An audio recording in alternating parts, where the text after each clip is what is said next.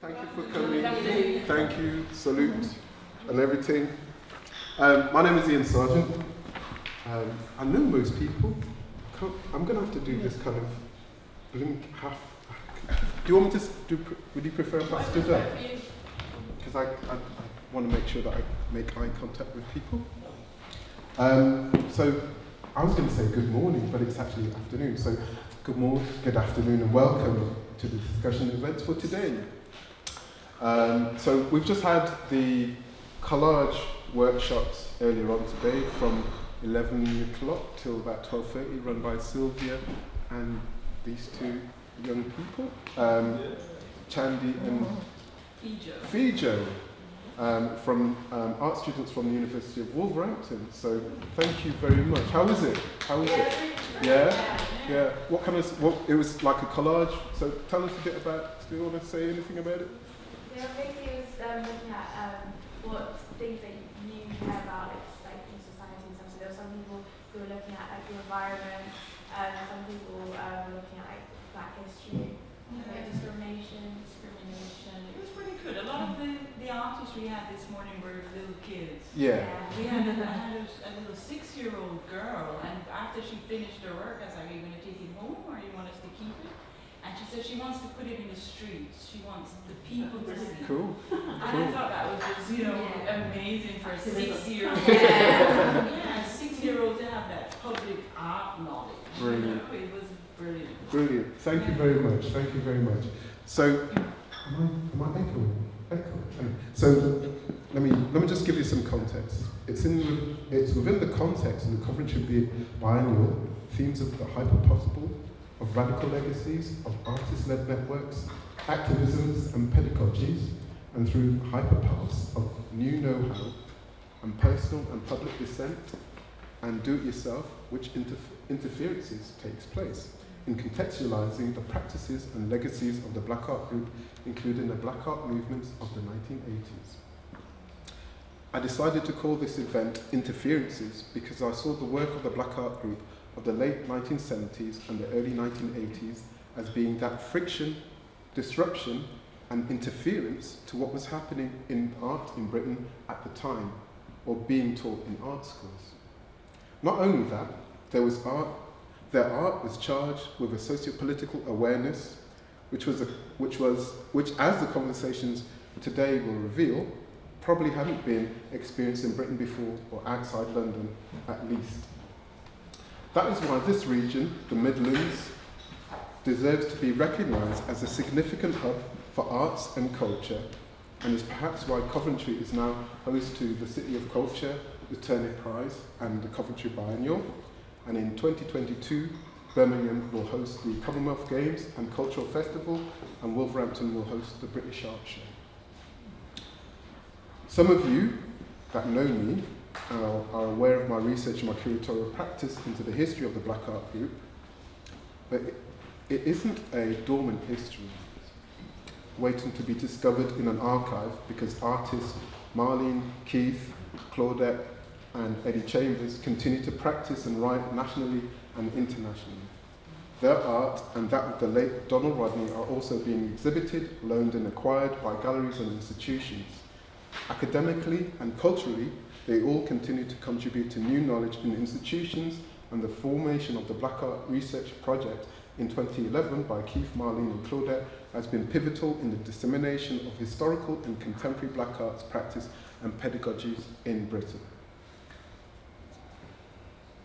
Interferences is a platform for us to hear some more about the personal histories and the aesthetic practices, especially in relation to the Pan-Afrikan Connection exhibition which took place here at the Herbert nearly 40 years ago, asking why the exhibition remains pertinent today as it did in 1983. The work produced by the group of people who were still only students at the time spoke of a black aesthetic, as quoted by Claudette Johnson in an artist statement for the exhibition, adding that the work of the black artist involved the expression of her or his life experience. So today's first discussion will be led by researcher and curator, Professor Carolina Rito, whose work is situated at the intersection between the knowledge production the curatorial and contested historical narratives. Carolina is a professor of creative practice research at the Research Centre for Arts, Memory and Communities at Coventry University. She's an executive board member of the Midlands Higher Education and Culture Forum and a research fellow at the Institute of Contemporary History, Universidade Nova de Lisboa. Carolina is the executive editor of the Contemporary Journal and has published in international journals such as King's Review and Wrong Wrong. From 2017 to 2019, she was the head of public programs and research at Nottingham Contemporary, leading the partnership with Nottingham Trent University and University of Nottingham. Turn over. Got loads.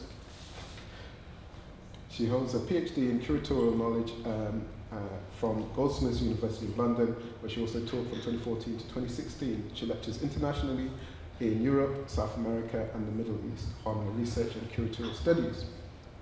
Recent and related projects include Black Arts Movement in Coventry, which explored the unique and exceptional role of Coventry and the Midlands in the foundation of the British Black Art Movement in the 1980s.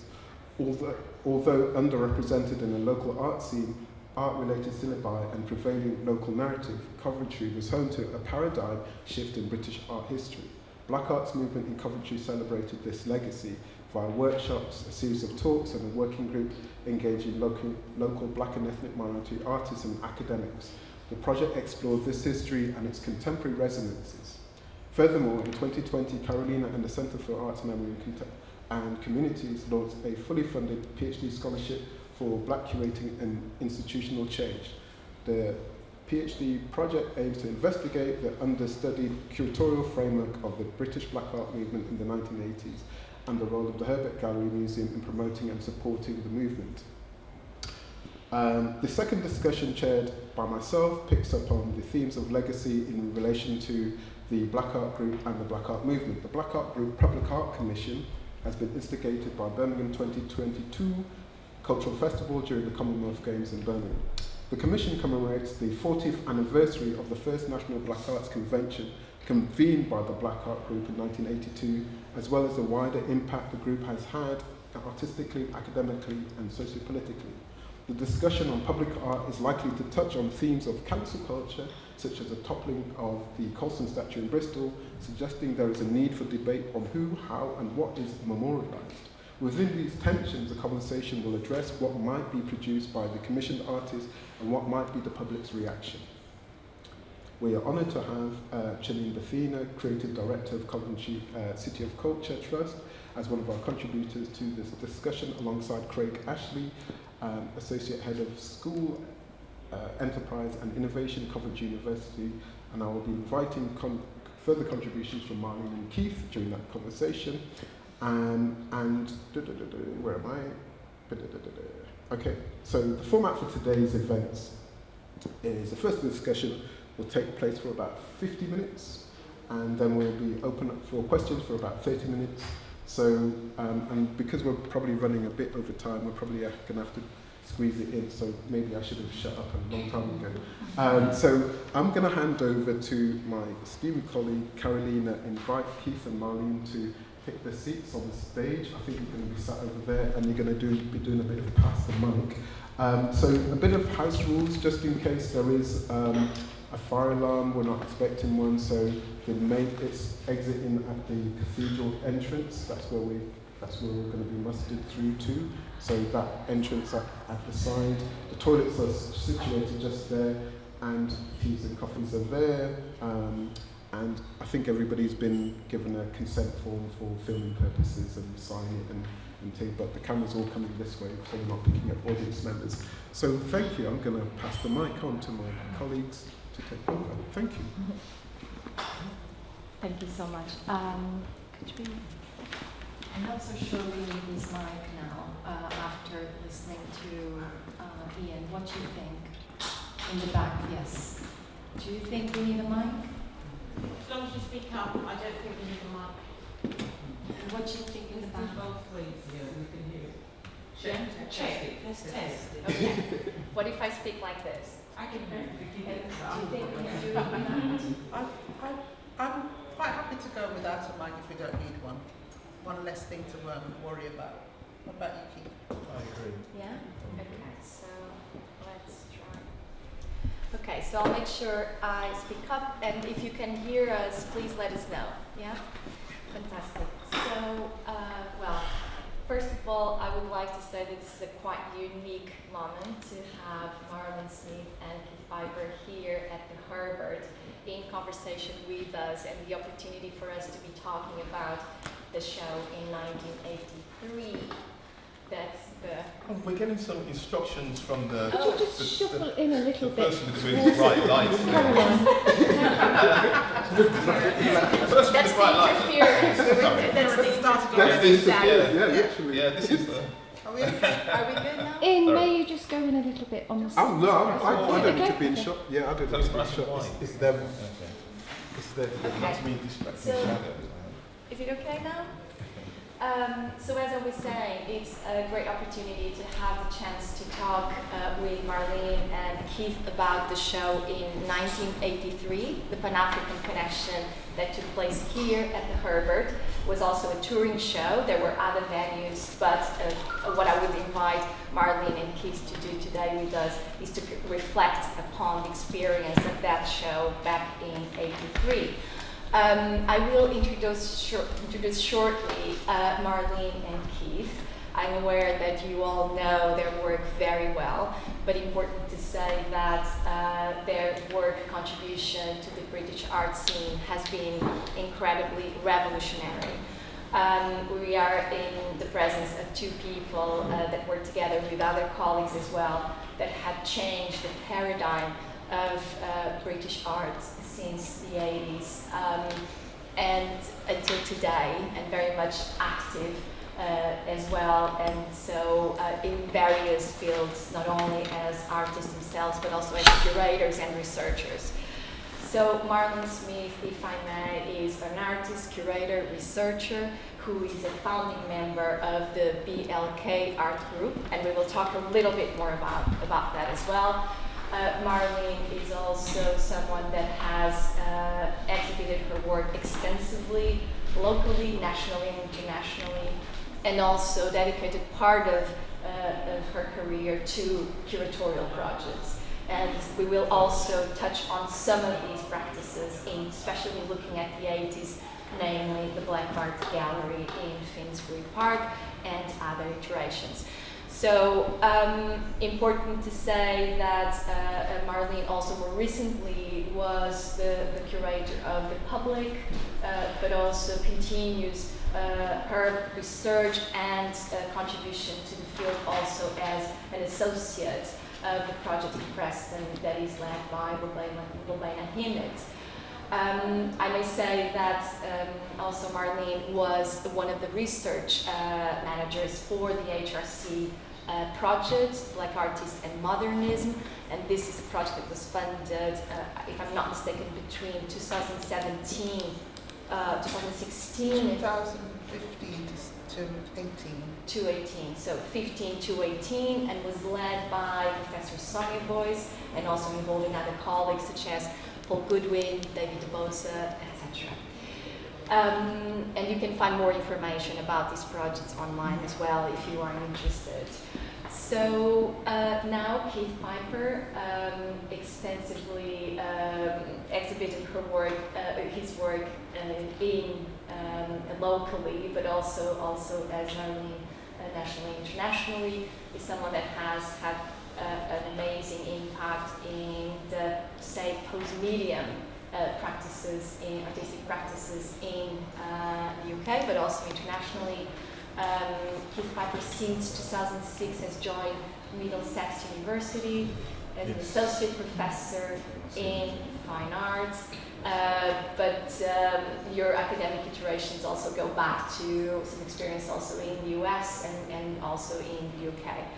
Also a founding member of the BLK Art Group. Again, we'll talk a bit more about that, and someone that has a very extensive practice as well in thinking and reflecting upon the practices of the Black art in this country. And if you visit the website, that is really a very important asset keithpiper.info, you will find a lot of information about your practice, but not exclusively. Also, some of the artist commentaries, which is an absolutely amazing format that I think you find as a way to communicate and reflect on the things that are happening in the field, and also considering the social political background. So not only the artistic side, but also how it's situated in a broader scenario.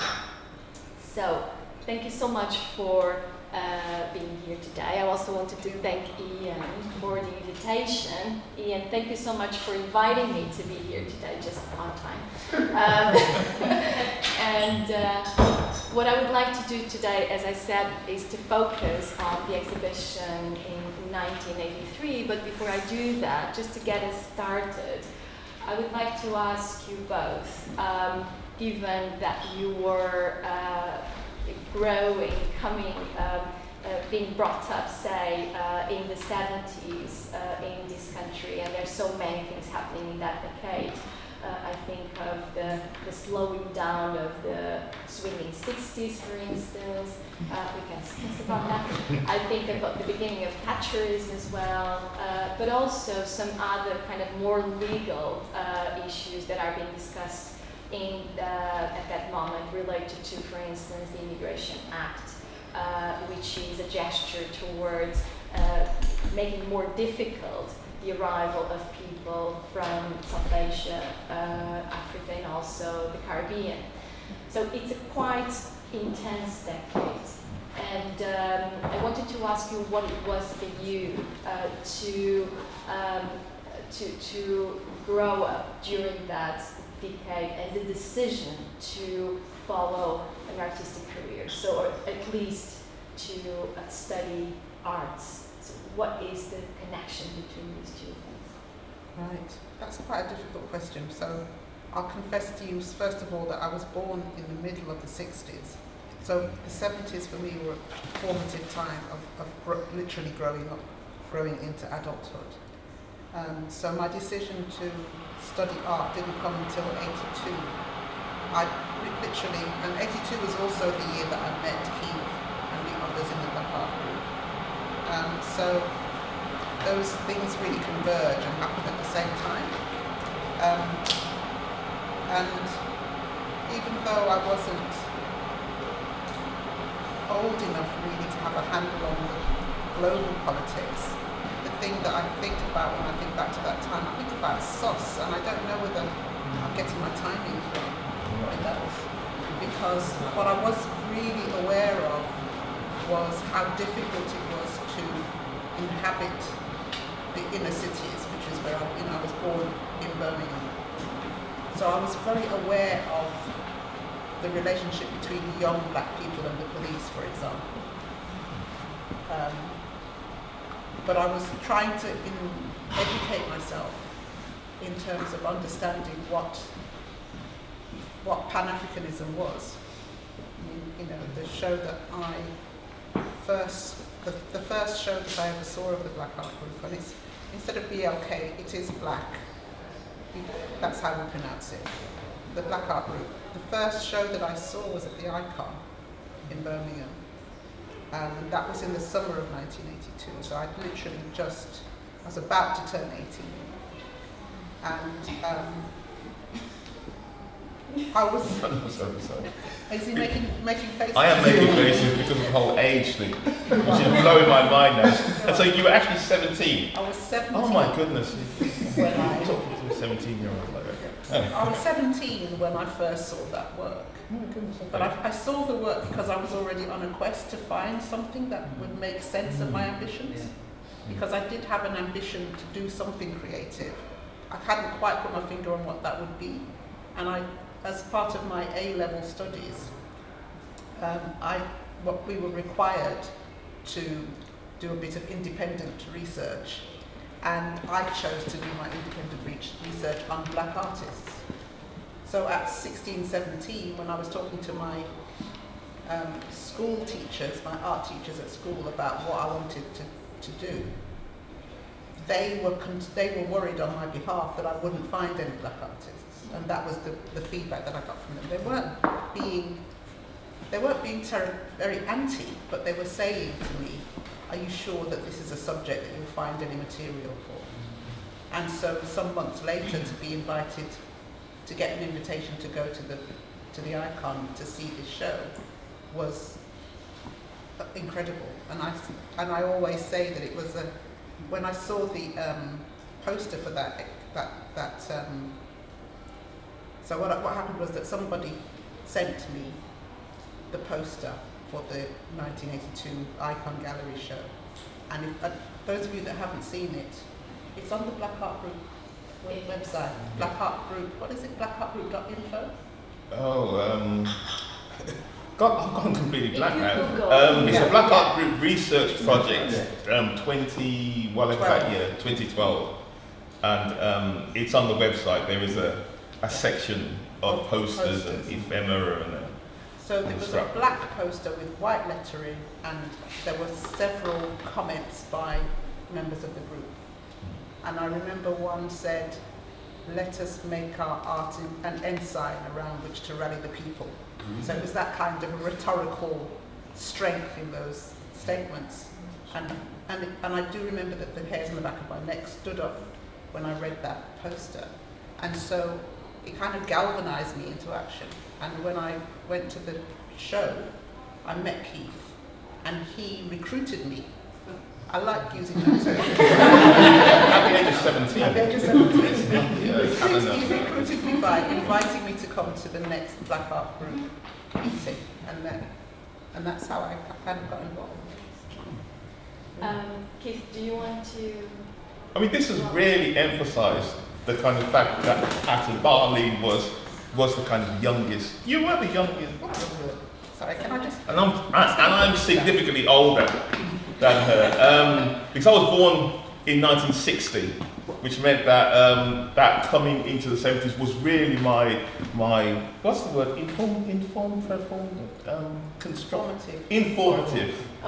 Informative era, just in terms of growing up as a teenager through the events of like 75, Notting Hill Riot, all those kind of things.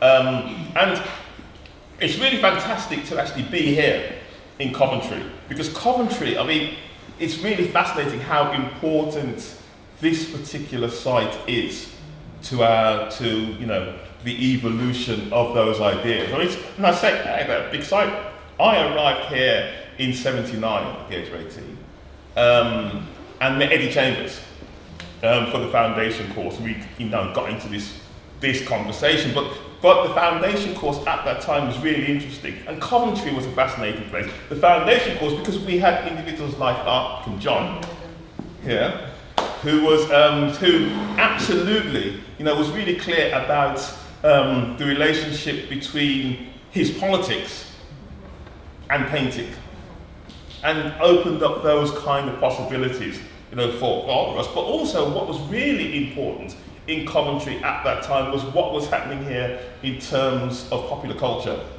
because the whole rock against racism thing, the whole idea that you could use contemporary and popular music as a political tool had already gathered pace through the mid-70s. But it was here very, very specifically in the two-tone moment where you had this kind of, these young musicians who were bringing out of the archive, this Jamaican style, and merging it with a kind of punk sensibility, and making a music which was very specific to the UK at that time, but very, very specific to Coventry. And at that time, a lot of the venues here, and I remember as a student going to somewhere called the Downstairs Bar. I don't know, it obviously doesn't exist. It was underneath the Students' Union somewhere. And they had all these incredible bands there. And there was a pub called the Hope and Anchor. I hope I got that right.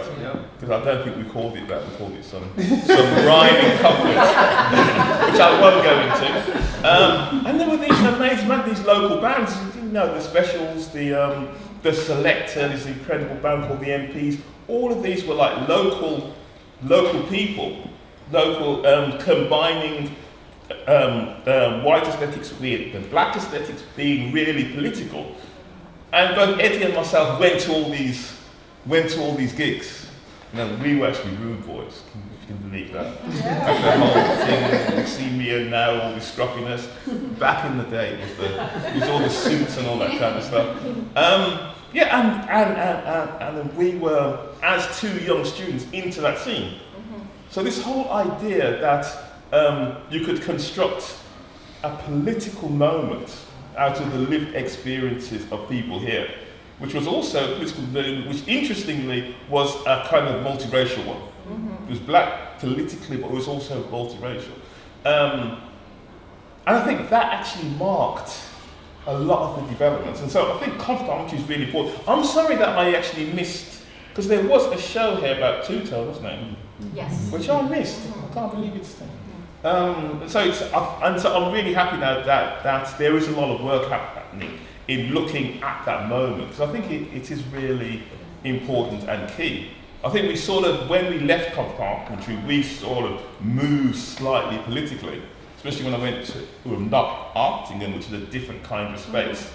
And also Coventry moved and shifted, which is also this really interesting and almost scary story, because it became a really risky place to be.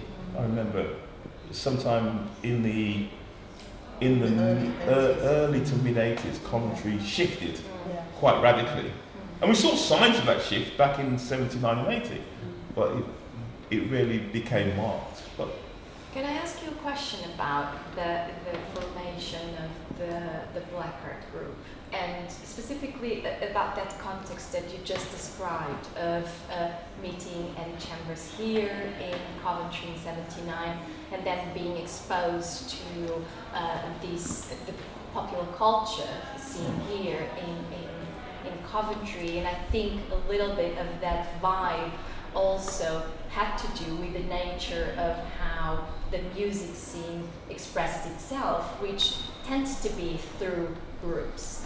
Not exclusively, but bands, people being part of a band, hanging out.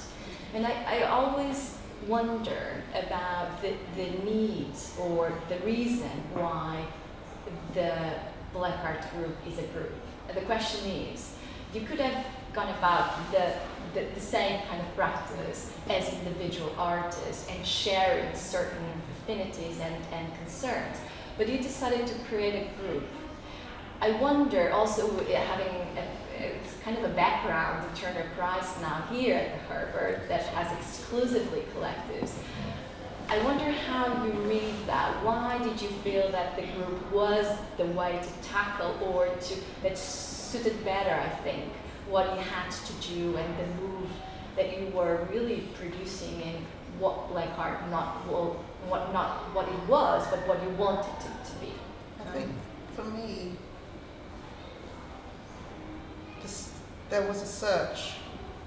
There's a search for community, and the BLK Art Group became that community for me in the first instance, and then later on, via the BLK Art Group, I met other communities of artists. But it was really a search for community. I mean, even back when I was 17, 18, trying to find other black artists, it's the same instinct, it's the same impulse, which is to find context. And I think growing up in the UK at that time, one was always being reminded of how one didn't fit in. You know, there was constant reminders of that. And so the community that I belonged to was my family, my intimate family, so my parents and my cousins. I had that community, but that community didn't understand why I wanted to listen to John Peel. John Peel? Yeah.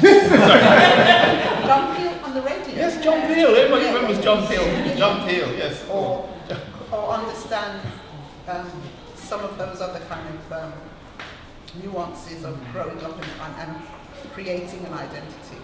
So I think for me, the collective was a way of increasing and growing context and finding community. And I always say that the Black Art Group was not the reason that I went to art school, but it was the reason that I managed to stay in art school and finish my studies. And I think that if I'd been there by myself, without that context, it would have been a much more difficult set of, a much more difficult experience for me. And so,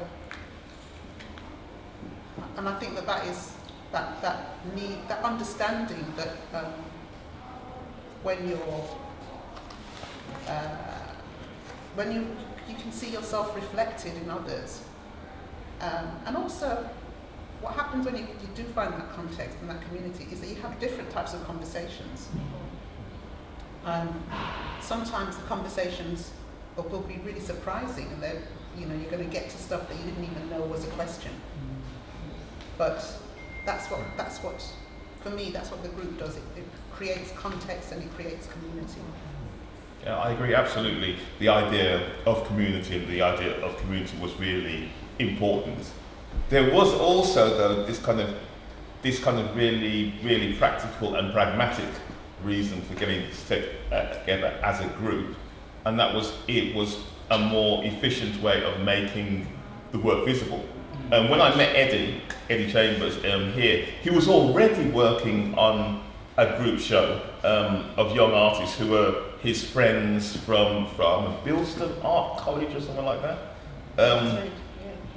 And he was already curating this show, and I only got involved with the show because I overheard him talking to somebody else about the show.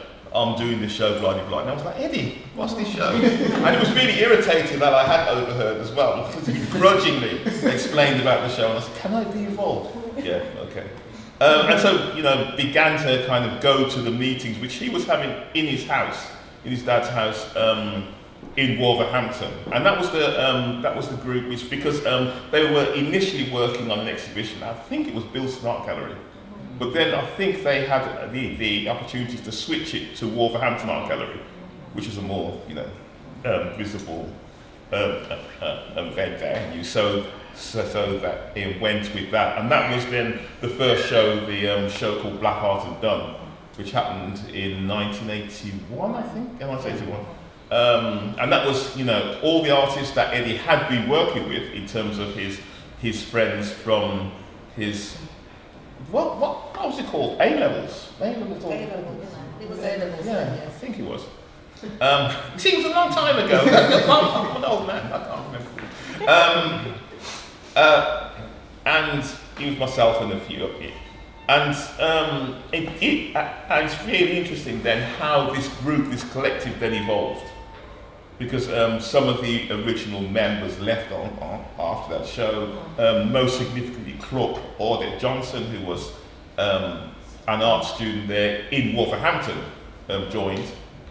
Then I met Marlene, then I met Ed there, and I met Ed Donald. So it became, but yes, this whole idea of both a group as a practical thing, a practical way of getting things done. I think it's something which is really interesting because it's been repeated time and time again. And when I speak to students, I always say, there's a history of young artists getting together and forming groups as a way of, mutual support, strategic thinking, all that kind of thing. We can even speak about the kind of Freeze show. The show's made the YBAs as a collective, and obviously now in terms of the Turner Prize, we're seeing these collectives. So it's really interesting. But I really do agree with what Marlene will say about the importance, especially at that time when we were all aware that we were relatively isolated in our various art schools. There would have been one or two other black students or whatever. And to kind of come together and have that conversation was really important. So yes, it's perfect. So the group in a way plays a lot of different roles. Yes. Its community is a support structure. It's also a practical, as as a practical angle, but it was also important to get the show, the works disseminated. So on that particular note around the exhibitions, as you were saying, 81 in Wolverhampton, there's the Black Art Undone. And I've heard some of your comments around what happened to that show then to change a little bit to what the Pan-African connection. And this is a way for us to kind of enter into the topic of the Pan-African connection exhibition. So if I may, before we start, we talk about the Pan-African connection, shall we just have a bit of a sense of how the group was also organizing the shows? So how did you put together, for instance, the first one, and is it that you showed in Wolverhampton and then you thought, okay, let's have a different kind of exhibition, or because of new members entering the group? What is defining, in a way, the different exhibitions that you then I think it was doing?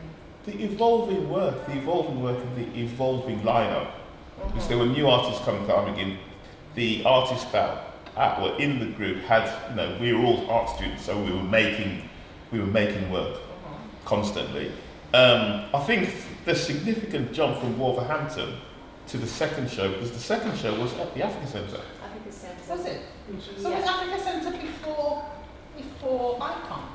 I Yes. think so. It's 81, yes. See, I'm really frustrated now because I have the scrapbook there and I can't actually remember, but yes, I'm not sure if it The was. documentation says that Africa Centre was the first venue, Yes. 81 Yes. still. Right. The second one is Icon Okay. in Birmingham, Okay. 82. Which is the one And I then saw. there's a mention to Bristol, which Yes. I don't know the venue. Yeah, King Street Gallery. Okay. And then finally in 83, there's the first one in Nottingham in January. Oh, that's at The Midland Group. Midland Group. And then finally here in February. Okay. So it's a very short period of time between the Nottingham and the Coventry one, which happens, I think the Coventry is the last one, the last iteration of the Pan-African. I'm sure it's No? sure it's not, but it might be. But I'm sure it isn't. So what about there are Battersea others. Art Centre? No. But yes, exactly. There were a Okay, whole range. right. There were a range of shows Yeah. after that. Yeah. The We may Coventry not one have came almost May in not the. have used the title Pan-African Connection though. Um, That might be the difference between. Okay. I don't think we ever didn't use that title after we started to use it. Right. And then there were these shows after the Black Art Group itself sort of drifted apart, which were called Beyond the Pan-African Connection. Before we get That there, That was Yeah. your done. before we get to 84 and Yeah, like, sorry. Get Sorry, rid of this was ourselves. getting, yeah. And it's not, let's talk about the Coventry exhibition. Okay. Yes. So, what do you remember? How did you learn about it? That there was a conversation about this? So what would happen was that we were meeting regularly. We did have very regular meetings. I think they were about once a month. And we had minutes. We were very organised. We had minutes and agendas and everything. And one of the constant issues on our agendas was always about where the next shows were going to be. And so I think that Eddie was the person that would contact venues suggesting that they might like to have a show by the Black Art Group. But we would have the discussions about what was happening with that on a regular basis. So Eddie would have told us at one of our meetings that there was going to be a show at Coventry, that had been arranged, and then the conversation would go something along the lines of, what are you going to show? So, as Keith has said, we were already in art college, where we were constantly making things, and our practices were evolving as any art students would. But it was really down to the individual to decide what they would show. It wasn't that we did a group crit and decided which pieces to show. It was more that we were in we refer back to our own evolution. And I remember Coventry particularly well because it was the first time that I'd shown the Black Art Group. So that was one of the memories that and I was terrified because I was still on my foundation course. And so I would, when the question would be asked at the meeting, you know, who's got work for the show, and then when it come to me, I would be like, I'm not sure if I'm ready for this. But the group had an expectation, there was an expectation there that if you're going to be part of this group, you're going to take part in the exhibitions. And also, there's an expectation there in terms of it being a space where you're allowed to grow. So I always found my colleagues in the Black Art Group very supportive of that development. And I think it's something that we haven't really spoken about very much, but having that community that is wishing you well and wanting you to move forward with your practice was really important. The other things that I remember about the Coventry show are the controversy. So I'm sure we'll come to this, but there was a moment where we had to, which tested us, I think, really, in terms of our solidarity. Because one of the pieces of work in the exhibition, I think we were asked initially to take the piece down, and we had a conversation and all agreed that we would not do that, even though at the time there was a risk. I think we thought there was a risk that we'd be asked to take, that the whole show would be abandoned, but we decided that we wanted to stick with our colleagues. So that's something, I think, of all the things that I remember about the Coventry show, that particular incident and the fallout of that incident is strongest in my mind. But also, I mean, I think just the overwhelming sense of the power of the work. It was a really beautiful show. And for me, showing amongst my colleagues for the first time, that it was a way of seeing my work in context. And I think anybody who exhibits understands what that's like. It's one thing to be in your studio or your making space with a piece of work, and a completely different experience to see that work next to, you know, your colleagues and your peers. I also remember Bhathena coming to give a talk. I remember something about, I don't remember all the exact words that she used, but I remember the feeling of that exchange. And it really was an exchange between her. She's slightly older than us, even older than Keith. Just slightly, yeah. And so there was a sense that she was already established in a practice. And so to have her words of encouragement and her words of critique was really significant. And I remember things like, on the opening night, we had a sound system. So it's really interesting. It was Andrew Campbell and Turbo. Yes, I remember that in. So Turbo Black Arts was a group that was set up and ran in Nottingham. Because Keith and Donald were at Trent Polytechnic in Nottingham, that's where the connection came from them. Yeah. And they came from Nottingham with their big sound system speaker boxes and set up in this building. And we had the noisiest opening that probably Herbert Gallery had ever had, probably still to this day, if we had to check the decibels. So I remember that about, and I just remember it felt, what's the word that Claudette uses? I can't remember now. But it was invigorating. It was fantastic to find yourself at the heart of something like that, you know. Can I just pick up on that? Because Marlene, for some reason, your name is not included in the small publication you issued for the exhibition. That's so true. There's very little information about your contribution. Could you tell us more, including the work you're showing? I really wish I had a clearer memory. I can only guess at what work I was showing in the in that show because there's no document. As I said, there's no documentation.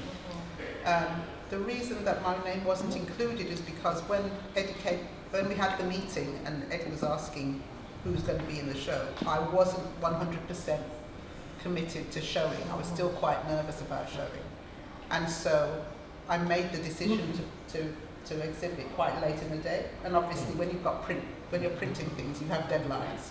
So I missed the deadlines. In terms of what I showed, I have a piece of work called. It's called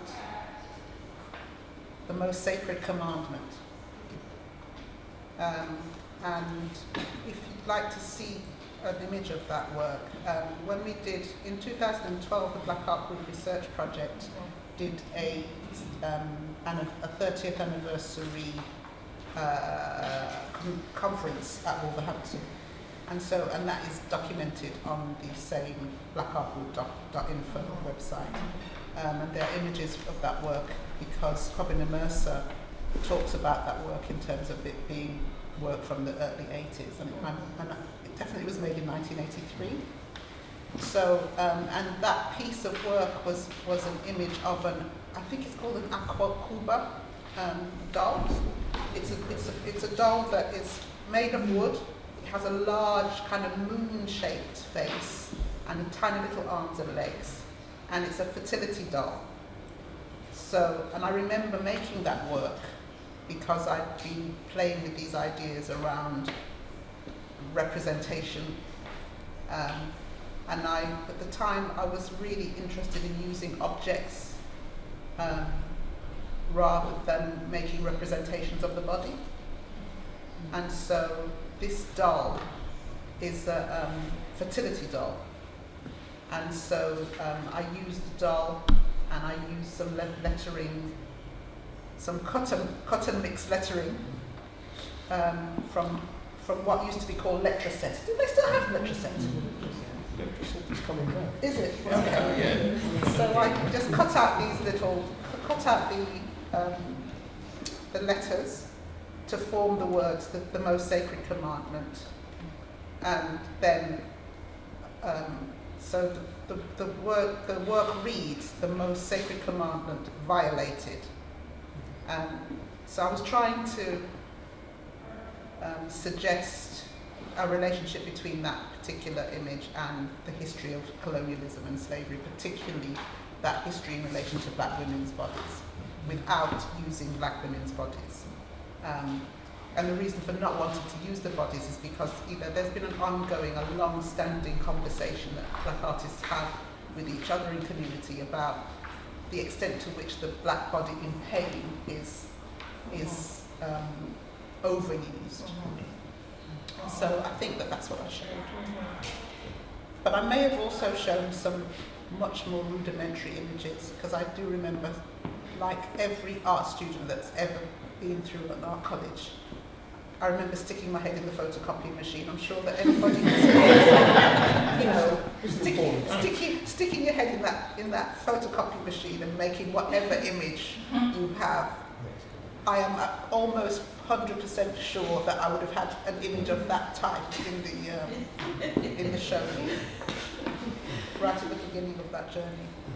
Can you recall how the show was? So what was the curatorial say, or the juxtapositions? Because your work was at the center of these controversies.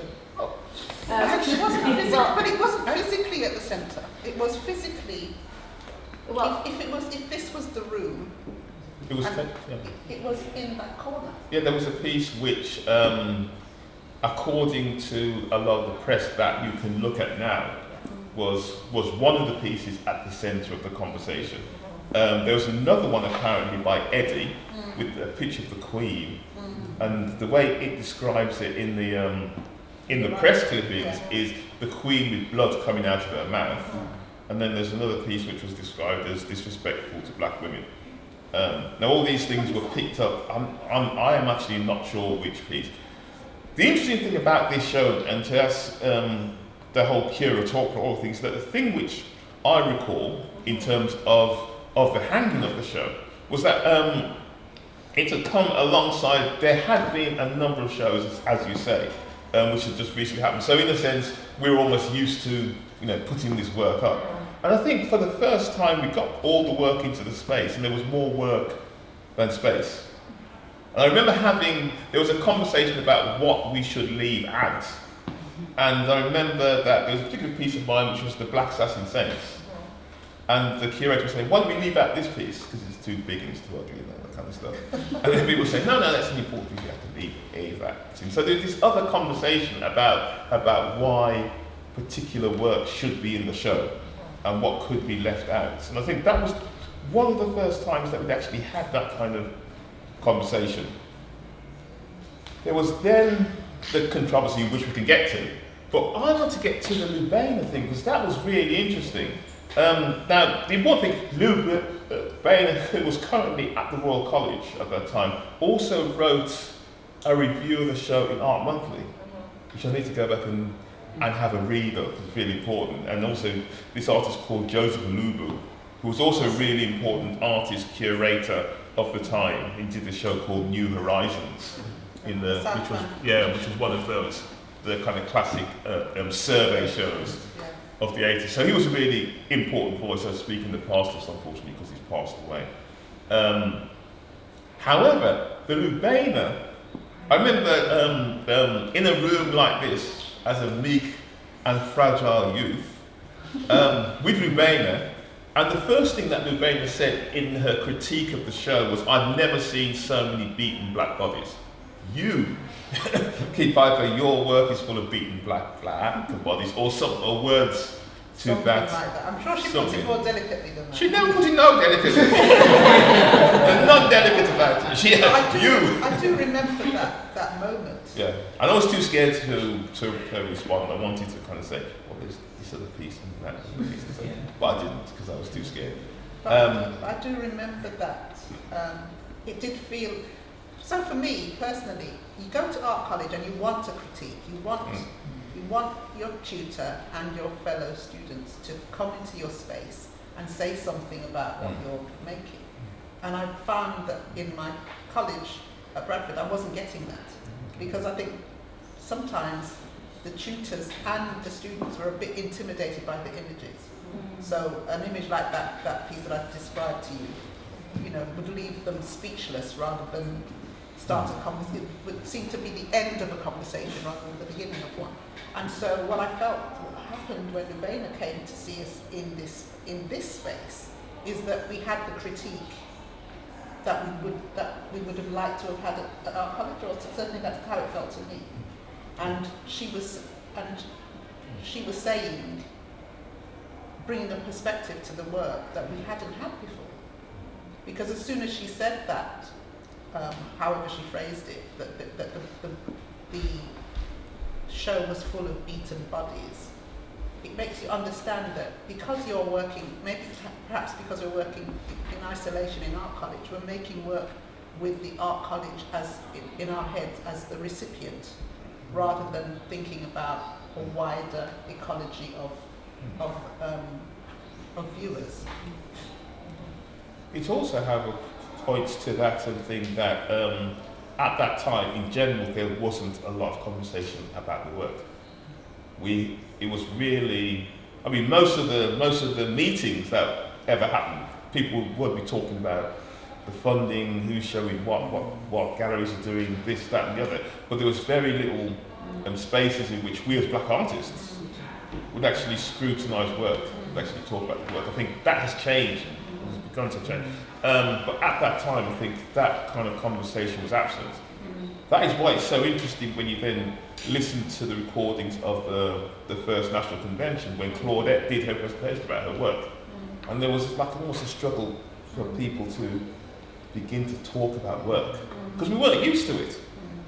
But I think that there's an ongoing thing where particularly when you start talking about black art, even today, there is a tendency to talk about the socio-political rather than the aesthetic.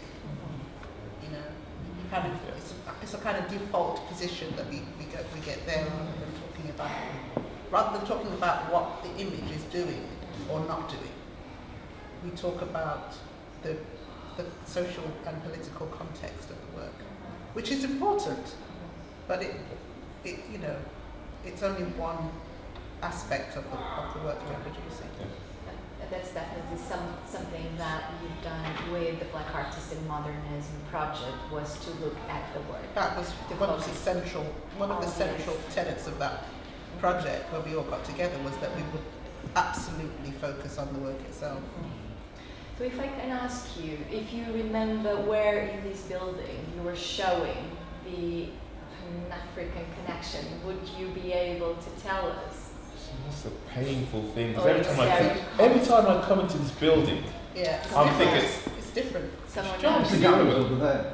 yeah, Over it there was, to the right. it was the top of the stairs. I remember the stairs. Yes. Yeah, I remember the stairs. I was coming up the stairs. So is that one just? You know, just straight Down through. the corridor, Straight right? through and turn right. Yeah. Yes. Oh, All right, yes. yes. But it's So it all was one changed. The gallery. entrance is different place. Yeah, it hasn't changed. I mean, that's the thing. Yeah, but I can recall the stairs, and obviously this building has been transformed since then with all the Yes, absolutely. rebuilding and stuff. So yes. So it's important to contextualize when you talk about Bhathena's presentation that there was also a series of public events being organized alongside the exhibition. Yeah. You also had Eric Pendleton, if I'm not mistaken, coming to introduce the show for the opening. And then there was in March, documentation says, on the 9th of March, and this is after the controversy. So you organize a series of public conversations involving Donald Rodney is one of the speakers, but also Bhathena Himid. And there's a panel specifically about the controversy. If documentation is... I have zero recollection of that, unfortunately. I have zero recollection of lots of things, but There's correspondence between Patrick Day, the curator here. oh, Patrick Day, yes. Yeah. I remember Patrick Day very clearly. I have a very clear image of him. But I just don't remember. I thought that we did a series of smaller talks. I remember being in a room showing slides, and the slide projector malfunctioned. So that's what I remember about it. I just remember, just wanting the earth to swallow me up. But I don't remember a panel discussion with. Maybe it would be interesting to know if it actually happened. There was a correspondence says that it was planned, and Claudette was also invited to present here the same presentation she did in Wolverhampton, but ended up not doing it because found that the audience she would have to work on the presentation. It couldn't be just the same one. But she says, but I'm happy to join the panel discussion in the afternoon. This sounds fascinating. And so you've seen this documentation. This is part of the Herbert's archive. This is in the Herbert's archive? Yes. We need to have a look at this. Absolutely. You see how they're keeping these things secret and, It's who's all Herbert? digitized. Who's the Herbert person It here? was digitized by Ian, actually. So Oh, you see this now? He's keeping secret. Well, before in advance of this, he'll show us all this stuff. You have it, but we don't. What do you think? Wait, send it to me. You lost my address or something.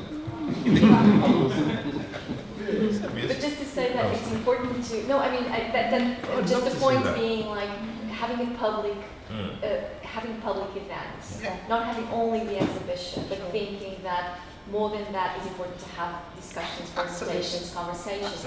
Also, just to add to that, it seems like Patrick Day was also organizing, and I'm not sure if you contributed to that, was some of the film screenings. But maybe that's something that he was organizing independently, but informing Andy Chambers through the correspondence. So I wanted to ask you, how do you see the importance of precisely having these platforms alongside the exhibition, in a way having exhibition as a prompt to have these conversations, and also thinking of how important it is today as well in institutions such as the Herbert and others, to have these kind of conversations? It's essential. I think that the work would be, the work itself is important, but without these types of events, there's no contextualization. And certainly from my point of view, the events are also opportunities to meet people, to have the kinds of conversations that you wouldn't have dreamt of, that you can't dream of by yourself. So I think that having some kind of program that activates the work and activates the space and activates the conversation is really important. Oh, absolutely. And it's interesting that those things were seen as really important then, and now they're seen as crucial. You know, everything that you do, there has to be some kind of social context, conversations with various groups, etc. And I think that's incredibly important, obviously, and we understand it's important. What's also emerged here as really important is the archive. Because I had no idea that this archive existed, and I want to see it now because I love to collect archive stuff, like my own. But it's to kind of see these other archives. And of course, the great hidden archive is Eddie Chambers' archive, which is going to will be revealed to the world one day. It's a 20-volume set or something. I'm aware of time, and I'm sure there will be many questions from the audience. I just wanted to ask one last question, if I may. And this is about kind of how you see these debates today. And obviously we are not in the 70s or in the 80s any longer. Things changed. Maybe they changed in many ways, but also other things haven't changed that much. We are in a in the last 18 months, these conversations became even more topical because the unfortunate death of George Floyd in the hands of the police in the US, and the re-emergence, in a way, of the Black Lives Matter movement, and how institutions, contemporary art institutions, and others are also thinking about what they should be doing with their archives, with their programming, with their workforce, with their audiences. The term black back then, in the 80s when you're writing, was such a galvanizer, as you were saying, and it was the term that brought together a lot of people that were identified under that term. Things have eventually changed as well, because when you write, Keith, you always mention South Asian, African, and Caribbean people, and I'm talking about the 80s. So how do you think, and I'm thinking of young people as well, and what to do with these debates? How is the term black still topical, and how do you think that is a political tool, an aesthetic tool today?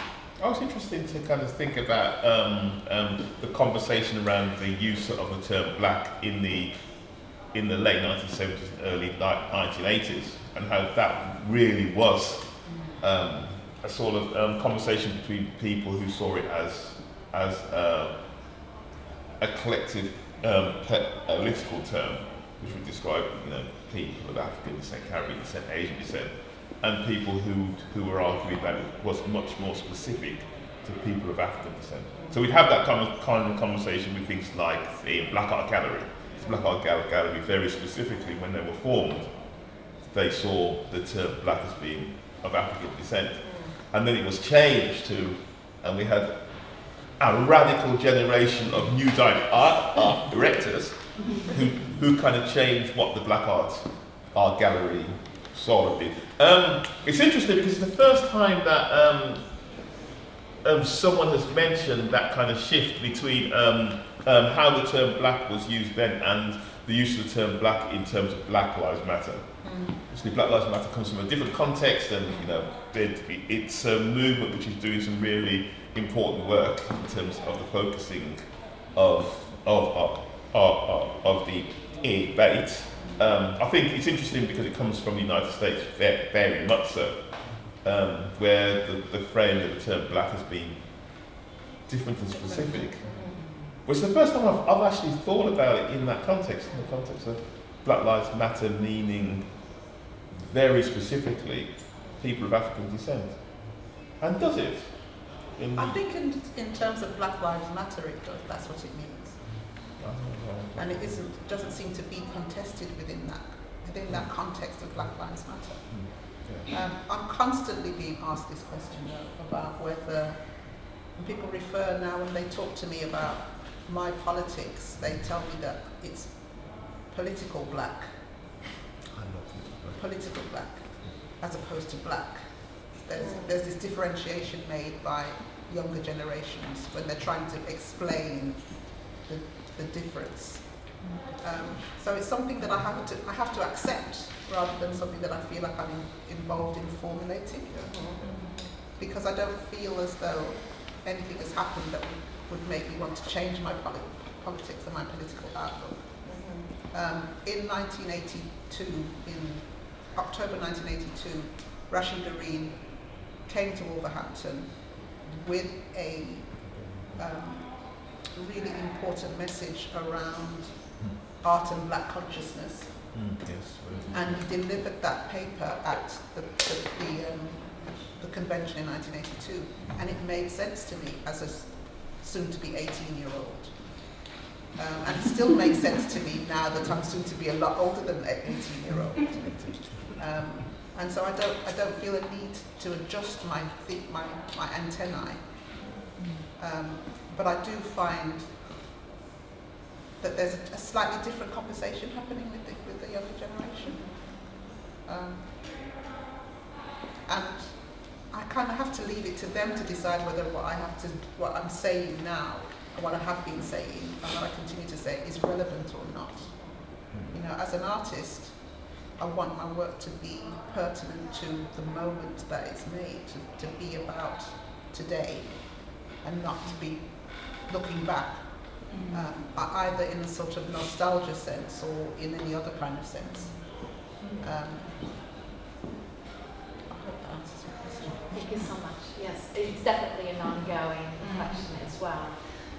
So again, well, thank you so much for very generously engaging with the questions. And now I think to open to questions from you, comments, anything, really just raise your hand and feel free to. Yes, sure. Sorry, could I say that having two black students on the foundation course was actually extremely unusual.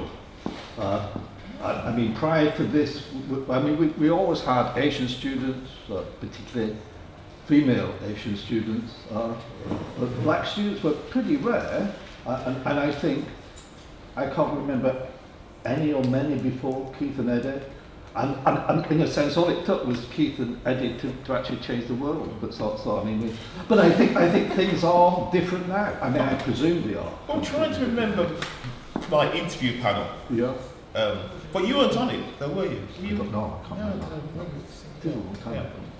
And there was I had another one. What? John Bosman. Yes. John. Yeah, and a few others. Yes. I think and so it's interesting in terms of just how, because the interview panels are obviously really important places, because the people that end up on the course are not necessarily all the people who apply. And so was there in some moment, you know, because there obviously were young black art, because there was a whole generation of people who were slightly older than us. Sure. Who, so they must have been, and they were coming through the art school system.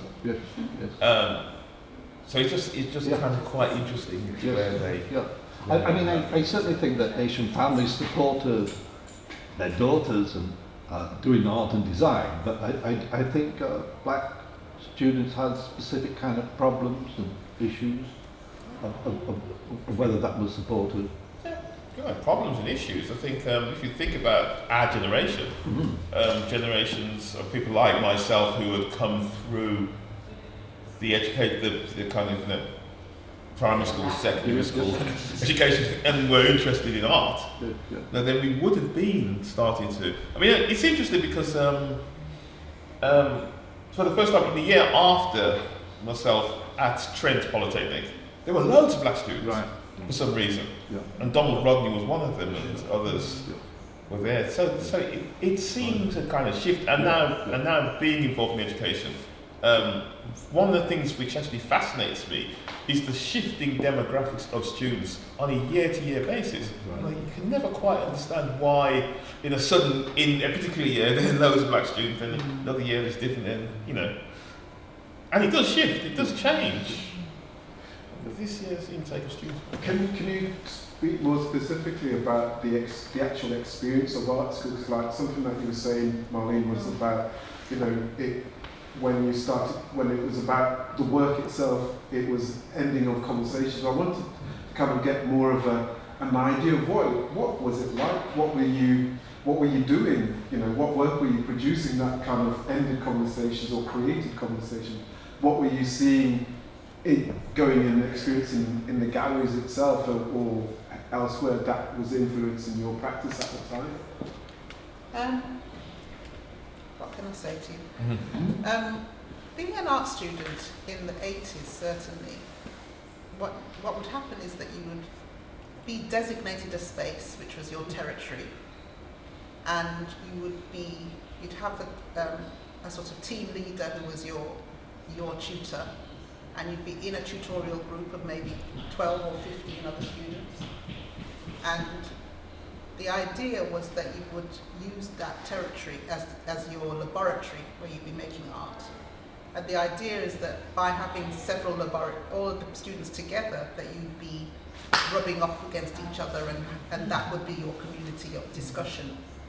I think for me personally, and I do want to make this a very personal comment, because everybody has a different experience. That didn't work for me. I found myself constantly moving away from that physical space.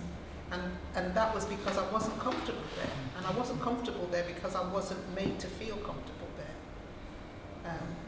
And that may also have something to do with the fact that I was looking for the political. I was really actively engaged in looking for a way of making work that wasn't shy about its politics. Mm. And I think that my tutors in Bradford differed. Some of them, there were tutors that seemed to pick up on that and enjoy that and want to engage in that conversation.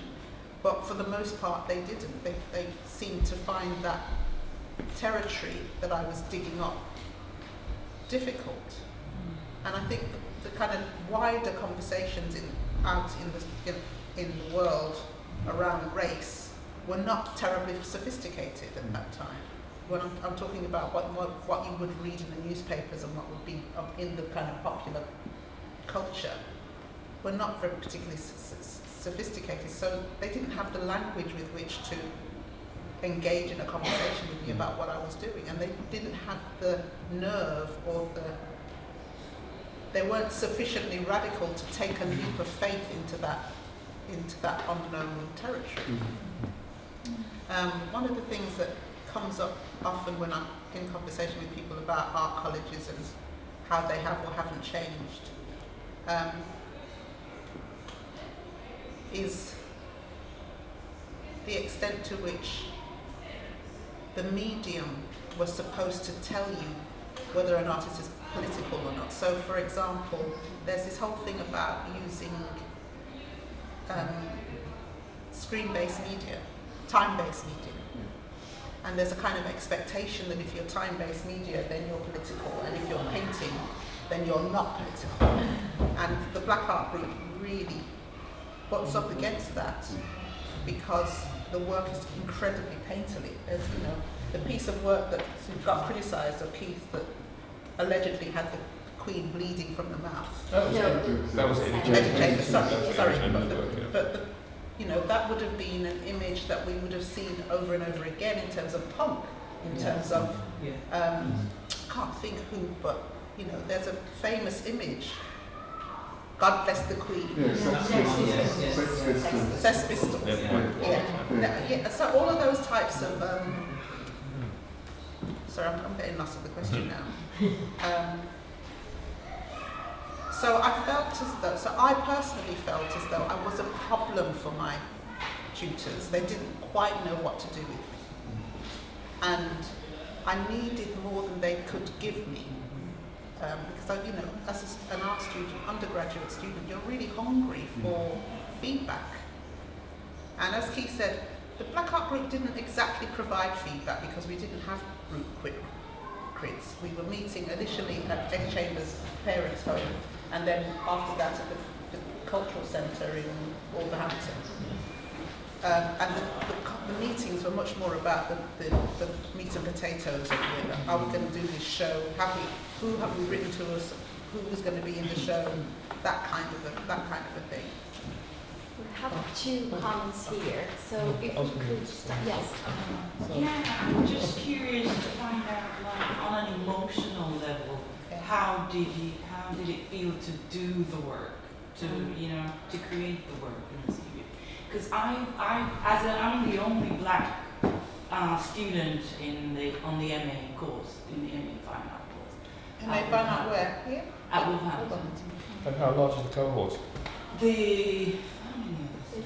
There's not too many. She's the only one in her course on photography. I'm the only MA Fine Art. But last year on my BA course, I kind of went a little bit, and I've never really dabbled that way before, but I kind of went a little bit into migration, a little bit, along the political side, and it drained me. I really didn't enjoy doing the work. I couldn't wait for it to be over. And starting to do my MA, I've like totally disregarded all of that kind of stuff, and I just want to do something different. So I want to know, how did you stay in that zone, to do so much work? Because I struggle. Can you just get I find it another depressing comment as well? Just a word type. Do you want to? It's kind of part of that. I mean, my answer to that one was, I was searching. I was just exactly the same. So I'd come here and I to Coventry University, and I first started with paintings first, and then eventually I started to read my own African history. And my colleague here, who was my mate at the time, saw me reading, thinking I was punishing myself, but I wasn't. I was actually digging and delving to find out who I was. And so the search wasn't as draining. I find it draining now, explaining about my identity, but at the time it was trying to find out more and more and more, so I was hungry for it. It was difficult on the course because being only that person there, all 3 years. But I did have one tutor who's John, who was good, who said he'd kind of get excited when he saw the images I was producing. It wasn't received very well because it wasn't painting. And I wasn't just looking at textures, which I do love still, but I was looking more on my identity, and I was unearthing certain things. I've still got those on slides right now.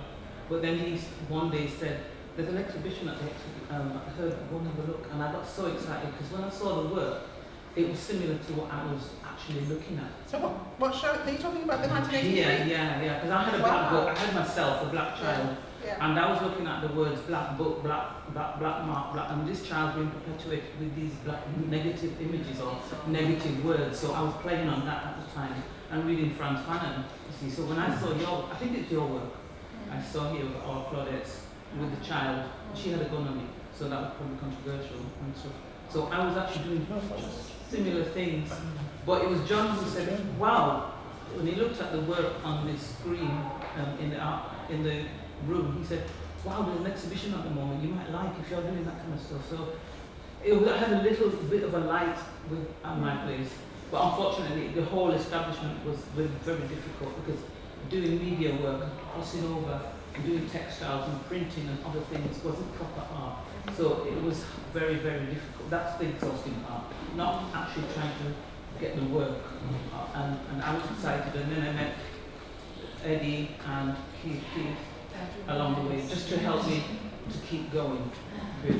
So I can identify with what I'm saying. Can we hear your thoughts on this? I don't know. I think you both said so much. I don't know what I can add really to what you said. For me personally, emotionally, I don't think that I did work that I enjoyed. It wasn't about enjoying it. It was about the necessity. It was necessary. And that's what really fed my creative practice at that time. It was about urgency Yeah. and necessity rather than making stuff that I loved. I think I'm just getting to the point now where I'm allowing myself, giving myself permission to enjoy the materials and to, so I think I have a different way of approaching work now than I did then. But then it was really urgent and necessary and a responsibility to make certain types of images and to put them in certain places. Do you want to add anything to that? Or I'll just say something? Oh, just, yeah.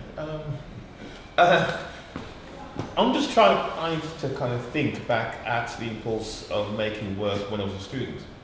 Obviously that was a very particular time, and we were making work for exhibitions. And so in a sense I was left alone a lot of the time by the tutors. Apart from kind of two really important interventions which were really influential, was one of the tutors who just introduced me to the work of Gavin Yantis, who's having a show at the Edward Tota Gallery. Amazing. Yeah, amazing. That was really influential. And the other one was Rose Garrard, who was my external examiner, who was in touch with Rashid and other people, and so introduced me to black themes. So it was that kind of conversation. And I think, but the thing about continuing to make work was because I was making work because I was part of this community, the community of the Black Art Group, etc., etc. So we were making work for that context. And then when I got to my MA, I was a really bad student. I was the worst kind of student. And I recognise that now because I was completely engaged with something outside the university. So I was hardly ever there. So yes, it's just I was a bad BA student because I was hardly ever. I was in London. I was studying in Bradford, and I spent so much of my time in London. I can't even understand now how I managed to do that. But I felt the pull to London because once Claudette, for example, had finished her BA in Wolverhampton, she went to London. Keith went to London. Donald went to London. It felt like the nucleus had shifted. It shifted, literally had physically picked itself up and gone into the capital. So I remember that. But the important thing about London, of course, was that it was the locus of lots of other black artists. Yeah, and so at that moment, you were then suddenly meeting all the Amanda Holidays and all those people and their Black Audio Film Collective. Absolutely. All these people were around at that time. We were all part of the same social circle. With Bhathena and Maud and and all that kind of stuff. So it was a really rich time. I see there's two other comments. I need to look at Ian. Yes. So if we, because we've kind of gone into our time, so like 10. Shall we leave these two questions to the second panel? Is that because Keith and Marlene are going to be with us? You're going to be taking, because I'm going to ask you to comment because it's about. Is that okay? So that we have a break now because we are running a little bit. So really to thank you both so much for again giving us such an amazing picture of what happened in the 80s and also how you see things disclosed unfolding today. Really thank you for that. In terms of the housekeeping notes, we will be reconvening in 10 minutes. In 10 minutes in this room again for the second panel. Please join me in thanking both Marlene.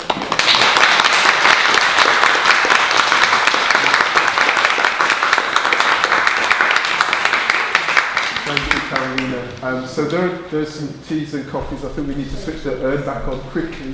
But there's a cafe downstairs. You can bring your bits and pieces back into the room if you want to grab something. The toilets are just across the way. And let's get back here in about 10 minutes. Great. But also in its legacies, and I think this is where we're at. We're in the stage of the legacies of that and picking up on those themes. So this part of the conversation around the Black Art Group, Public Art Commission,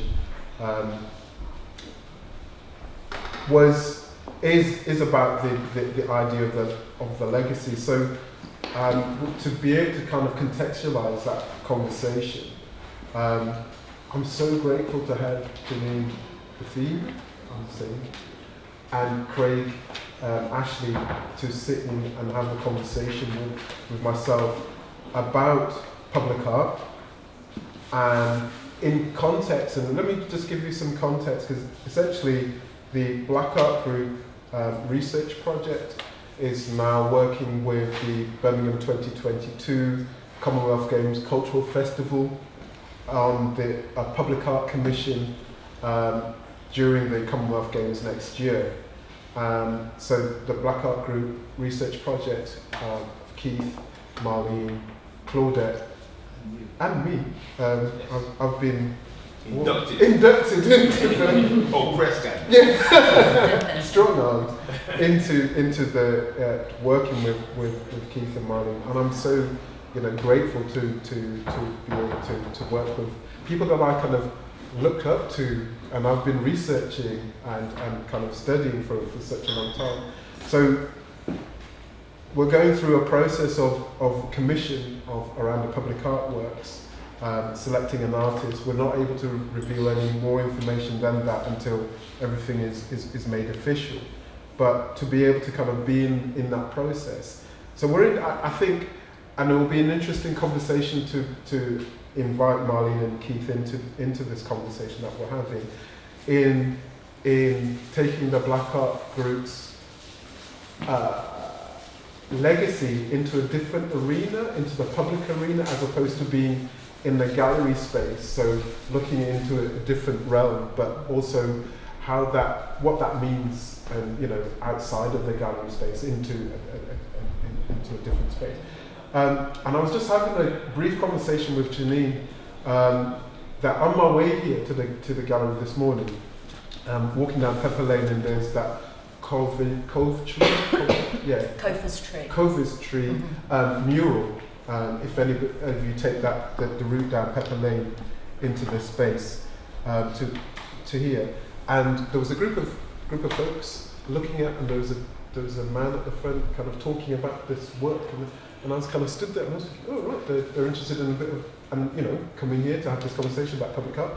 And then I was kind of eavesdropping, and I heard it was part of a group around the English heritage. They're having their kind of tour of the work, so they were kind of explaining. And it was all white people, and they were looking at this work, which is of a black woman and a tree and all this kind of quite abstract image. And it was interesting, and it made me, with the images on the background, I will get into some of that detail, because there's this interesting kind of reflection by Kevin Weaver from Coventry Live in 2016 that picks up on this idea of public art. But before I get there, I need to introduce my guest, Chenine Bhathena, from the director of the City of Culture Trust. And I wanted to, I'm going to ask you about your, rather than say what, I want to ask you what your role is, and how do you see your role, and since you've been in post, what has been your role during the City of Culture? Yeah. Hi everyone. Hi. So I was appointed back in kind of March 2018, and I'm creative director for the City of Culture Trust, and so my job was really to kind of take forward all of the work that had happened during the bidding process when the city was bidding to be City of Culture, won the title in December 2017. And I suppose when I arrived, for quite a significant period of time, I was really just going out in the city and meeting people and looking at what was happening and trying to understand where the city was at in terms of arts and culture and heritage and equality and equity and cultural development, if you like, as a city. Because I was told a lot that it was a modern, diverse city, but with a big kind of multicultural kind of community, but I didn't really know enough to understand what that meant, what that looked like, kind of what kind of where in the journey maybe it was. And I think And also, I suppose, you know, in terms of my role as creative director, you know, we're looking at a whole programme of work. So it's not just visual art or public art, it's also performance and film and fashion and design and craft and music and, you know, everything. So it was really kind of immersing myself across the city with, you know, all of the artists and arts organisations in the sector. The hidden ones as well as the very visible ones. In fact, John, we had a meeting, didn't we? Had a lovely lunch together and, you know, meeting artists that otherwise maybe you wouldn't necessarily meet. And I think what I realised was that the sector here, or the mainstream sector here, was very white. And that didn't mean that there were no other artists here, but the ones that were the most visible were. All of the arts organisations were white-led. There was a significant amount of work to do to think about equality. Like everyone I met that wasn't white or came from somewhere else where they had mixed heritage talked to me about inequality. And my dad's from Pakistan. My dad's Pakistani, my mum's Scottish, so I'm mixed heritage as well. And you know, I just felt like if we're really going to take Coventry forward into the 21st century and use this as a significant time, we need to really think about equality and equity, and we need to use this period of time as, you know, it's kind of a 4-year programme really, because I came in 2018 and I'll be leaving at some point in 2022 or maybe a little bit later, but you know, it's a period of time, and like, what do we want to achieve in that time? Because, and I've said quite a lot, and I get challenged a lot about it, that it's not just a festival, it's not just a 1-year festival, it's a city change programme. The city bidded for it. Is that the right word? Bid.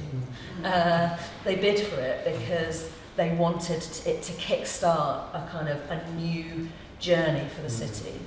And they wanted to think about regeneration of the city centre, they wanted to kind of think about how they promote their identity, they wanted to increase tourism, they wanted to retain talent. So it was, you know, there were a lot of things going on in that bid. But for me, the whole subject of inclusion was the most important one. Yeah. And so then it became about, you know, when we're looking at inclusion, how are we looking at it? So, you know, it's a massive topic. So, you know, we've been working over the last 4 years with people who are homeless or who live in temporary accommodation. There's something like, I think 500 families that live in temporary accommodation as well as street sleepers. We're working with people with mental health issues. 50% of Coventrians say they have a mental health issue. It's massive. We're working with young people at risk of exploitation. You know, we're working with Positive Youth Foundation, who work with up to 5,000 young people in the city. It's a massive number of young people.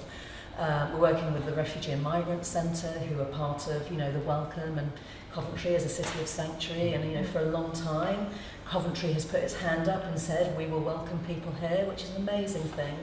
But actually, what does that look and feel like for those people, and where do they live, and how are their communities building, and what's their role in arts and culture and creativity? And so there's a lot of work to be done. And then, of course, there's also all the different ethnic cultural communities. Obviously, we have big South Asian communities, we have a West Indian community, we have a lot of communities from different nations in Africa. We've got lots of Eastern European communities. So again, it's kind of like, how are we thinking about all of these people? How are we embracing all those different perspectives in our programme? And actually, we've got a finite amount of time, a finite budget. Like, how do we do this in an effective way? So I suppose that was my role. That's been my role, to understand kind of where the city was at in its evolution, if you like, around all this stuff, and in this 4-year period where we can get to, and how we can maybe build some strong foundations so that beyond 2022, our programme ends in May 2022, we leave some strong foundations so that the building blocks can carry on. Because we're not going to do, you know, we can only scratch the surface in that time. But also it's about building allies in the city who you can work with, and partners who are also kind of thinking about this journey that we need to go on. I think, I was saying to you earlier, I think it's also about reflecting back to people how they think. So I remember, I don't want to throw anyone under a car here, but or a bus or whatever. But I remember having a conversation at the cathedral about public art. One of the first conversations we had about public art. And immediately we were talking about white male artists of a certain age. And I was like, well, we've got to change this. Like, this is the time when we change that. What about young people? What about people of colour? What about, and actually I was saying it isn't actually about a high-profile artist in that way. It's about the story and the narrative and what is it that we're trying to do with this piece of art. And, how does it meet your values as a Christian organisation, but also, your values as a Christian organisation that is very open to all people and all faiths and all groups. And so how do we do that together? And I think we had a lot of those conversations where I was reflecting back to people what they were saying to me. And people don't know they're doing it, I think, a lot of the time. It's just deeply ingrained. And then the other thing I think we looked at a lot, and this, particularly with the theatres actually, we did a lot of work with the Belgrade Theatre where we changed the leadership. So we brought in 3 younger, more diverse artistic leaders to deliver the programme for City of Culture, and brilliantly, one of them has been recruited as the long-term artistic director. Warwick Arts Centre, we were part of the selection panel for changing the leadership there, and brilliantly Doreen Foster came in. So we now have a very different landscape in the city where we have some incredibly interesting, more diverse leaders with different perspectives on the world who, and that's part of building those foundations. Really. Brilliant, thank you. And Craig, actually, you're Associate Head of School of Art, Head of School, Enterprise and Innovation, Coventry University. All those words. What does that mean? We've known each other for a few years. We worked together at MAC, New Art West Midlands. So, but what does all those words mean, and what do you do? I was just saying to Chenine as we were catching up there, I think it given me an opportunity to work with the university to do a similar job that I've done. Okay. I've always done in terms of a role as curator, working with the Visual Arts Network with New Art West Midlands, looking at the ecology of art, but more broadly with the School of Art and Design as well. So associate head with a focus on enterprise and innovation essentially means I'm looking outwards. I'm not on the day-to-day working with students, but I'm thinking about that kind of next step for students, where they go, the kind of work that they will go into, and the importance of, we've heard a fantastic kind of session this morning with it doesn't feel that long ago. Marlene and Keith, that experience of as a student, that going into the gallery context, but following that community and leaving the region. And one of the focuses my practice has always been around how do you create that critical mass, how do you retain that talent, how do you ensure that something builds and grows and relates to the legacy elements that Chenine's just been talking about. So that's really where I'm at now within the School of Art and Design, is thinking about that. And I suppose just as we were hearing Keith and Marlene talk about that experience of engagement with institutions, the institution of the art school, which was more independent than it is now, and that engagement with the institution of the galleries and museums, but embedded within local authority, which actually is more independent than it was then, what that kind of relationship looks like today. And I think it's around kind of the institutional kind of gatekeepers who talk about leadership change, but that takes time. How do we shift practice? How do we move the current kind of pillars of elitism? I'm quoting Marlene from a talk that she gave at Max some years ago, but destabilise that in a way, interfere with it, disrupt it, and create something a little more open, to be able to accommodate a breadth of perspective, but also this ecology to exist. So, diving straight in to that, one of the questions I was going to ask her after the last session was, you know, what that engagement with the gallery curator was, what that engagement with the institution was, what the gatekeeper mechanism was to very successfully, the Black Art Group and artists working with were able to say, give us an exhibition at a period of time where you're actually all incredibly young. So there's no track record necessarily to underpin it, which I think we rely on a lot at this moment in time, to be able to convince and negotiate and create the space to be able to bring such important work to the public realm, albeit through a gallery and museum, which, you know, is shifting when we're talking about a broader public realm, perhaps in this session. Because I think that's crucially what we're talking about now, is maybe a contested space that might have been the gallery and museum, where we're talking about the 80s, to a contested space which is public realm now, with a set of gatekeepers. We have a public art gateway in Coventry.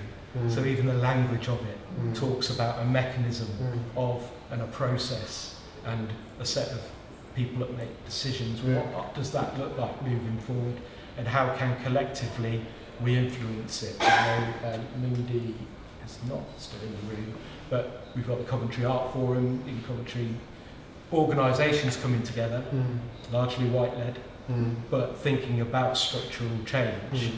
How do we change it? It's taking time, but I think those are the conversations that we're having. So, sorry, I think that relates to the university too. And just while it's rolling out,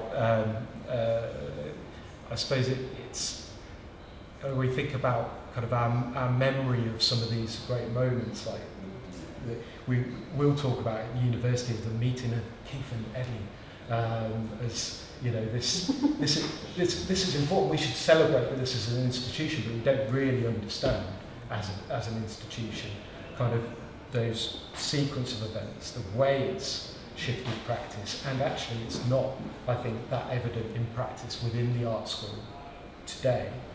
We do the same thing with art and language, you know, a decade before, give or take, before. We try and reframe it. I think what we need to do is create, more than reflecting on a heritage, is create the conditions for pioneering practices to happen. And that's what I think we need to focus on, is some of the mechanisms. Yeah. I mean, what's fascinating, our relationship between us three came in 2019 with the Knife Angel. And I remember that conversation happening in and around that, when Knife Angel came to the city, and you know, this really, you know, Alfie Bradley kind of talks about it in the sense of it being this monument against violence and aggression, and strangely enough, and similarly in terms of political conversations, if we look at Little Amal, that's kind of recently visited the city as well. So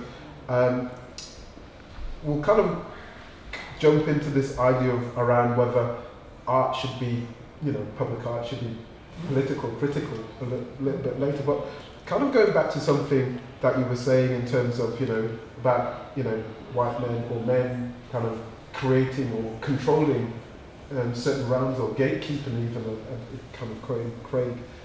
Because Kevin Weaver did this kind of tour of the public art in and around the city on behalf of the Herbert Gallery, and something like 218 monumental pieces, like Lady Godiva and Phoenix. Those kind of pieces are, you know, I'm surprised that even Lady Godiva was made by a man. It's like, you know, what's his name? William, what is his name here? So, what is his name? Yeah, William Reed Dick, and Phoenix by George Wagstaff. So all of these kind of public art monuments are made by men. So kind of going back to this idea of around what you were saying, what needs to change? How do we get people from, you know, like thinking of the university of, you know, kind of creating these artists or artists working with, how do we get them from practicing in their studios, like the Black Art Group were doing and getting into the gallery space. How do we get students from out into the public realm and making, and then being part of that commissioning process, being invited even to tender? How do we make that happen? Because if we're only kind of looking at certain kinds of people at that stage, what needs to change for that to happen? What do you think needs to change for that to happen? I mean, I suppose from our perspective, we've tried to be out and about on the ground in the city, connecting with people as much as we can. And I think our whole programme, you know, right from the beginning, we said we were going to co-create it with a large percentage of the programme will be co-created with different communities in the city. And we've done that. I mean, Little Amal is a great example where we worked with the Refugee and Migrant Centre, and many of their communities linked with them. We worked with a local creative director, Sita Thomas, who came in and directed the show, and with other artists in the city as well as volunteers. But I think in every project, it's about really thinking carefully about who needs to be involved in that story to do that storytelling, who needs to be involved creatively to do the storytelling. We did do a piece of work, in fact Craig was involved in it, where we co-commissioned some public art principles with the City Council, because, you know, like most councils in the world, and probably like most arts organisations in the world, there's a very top-down approach. And it was about saying, how do we change that? How do we use this 4-year period where we're a city of culture to start behaving differently, to start commissioning in a different way? I mean, we've done loads of commissioning through City of Culture, and it's been so devastating that there are so many artists in the city that don't put themselves forward, and it's because of historic inequality. They just don't come forward. Particularly, actually, we did some commissioning with the South Asian communities, and we weren't getting any applications at all from South Asian artists. So we had to build a relationship with Sampad and bring some kind of partners in to help us to really get into the community. And, you know, we know the artists are there, you know, we've got so much creativity here, but it's just saying, come on, come and get involved, and this is for you. And actually really specifically going and saying that these grants are for artists in this community, and let's do this. But there's a lot of that work to be done. Even with the Caribbean Centre, I mean, when I first came and went there, there's just this like historic inequality that's going on, and they're just not even minded to engage. And their starting point is a very, well, you're not going to work with us. That's the starting point. And also they, you know, thinking that we were part of the council. I was like, no, we're not. We're separate. But I think there's that thing of how do you lift the barriers? How do you work with people, build trust, and start to lift the barriers? And the way that we've done it is to invest in people's ideas, support them to do the creative programs and projects they want to do, so that we can build that dialogue and support them to then grow and, you know, and feel confident to then put forward other ideas. But I think it takes time. It takes real time.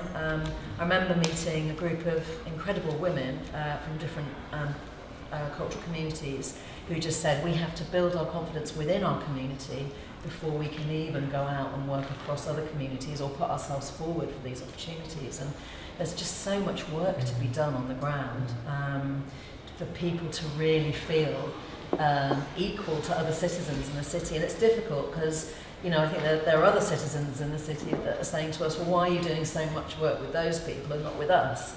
And kind of when you're trying to level up the playing field, it's really hard. But we're like, well, there's just been historic inequality here, and we have to invest time, money, support to really give those people that chance to share their work. And also, I suppose, with our partners, it's encouraging them, as I said before, just to really think differently about what they're doing, to think about the processes that they're using and to change them. You know, we've done a whole lot of work with disabled artists in the city as well. Again, they don't put themselves forward because up until now that those opportunities haven't happened. And so now you'll see that the Cathedral, the next big commission that they've got is with Barbara Walker. But actually that probably wouldn't have happened 4 years ago because they would have gone, you know, to someone that, you know, someone else. So it's just like it's a slow process of how you start to do commissions with people. And I think for us the other thing is with young people and really working in the community with young people and supporting their art and their creativity. And then, because just picking up on one thing that you said, because there is that idea, I totally appreciate and understand what you're saying in terms of like that historic idea of trust or mistrust. Yeah. But then also is the reverse as well, and like having that trust and belief and confidence in people, you know, whether it be black or, you know, South Asian or what have you, to actually deliver on, you know, whether it be, and not be regarded in the sense of, okay, so you're going to do some street art, so that's the framework in which you're going to work in.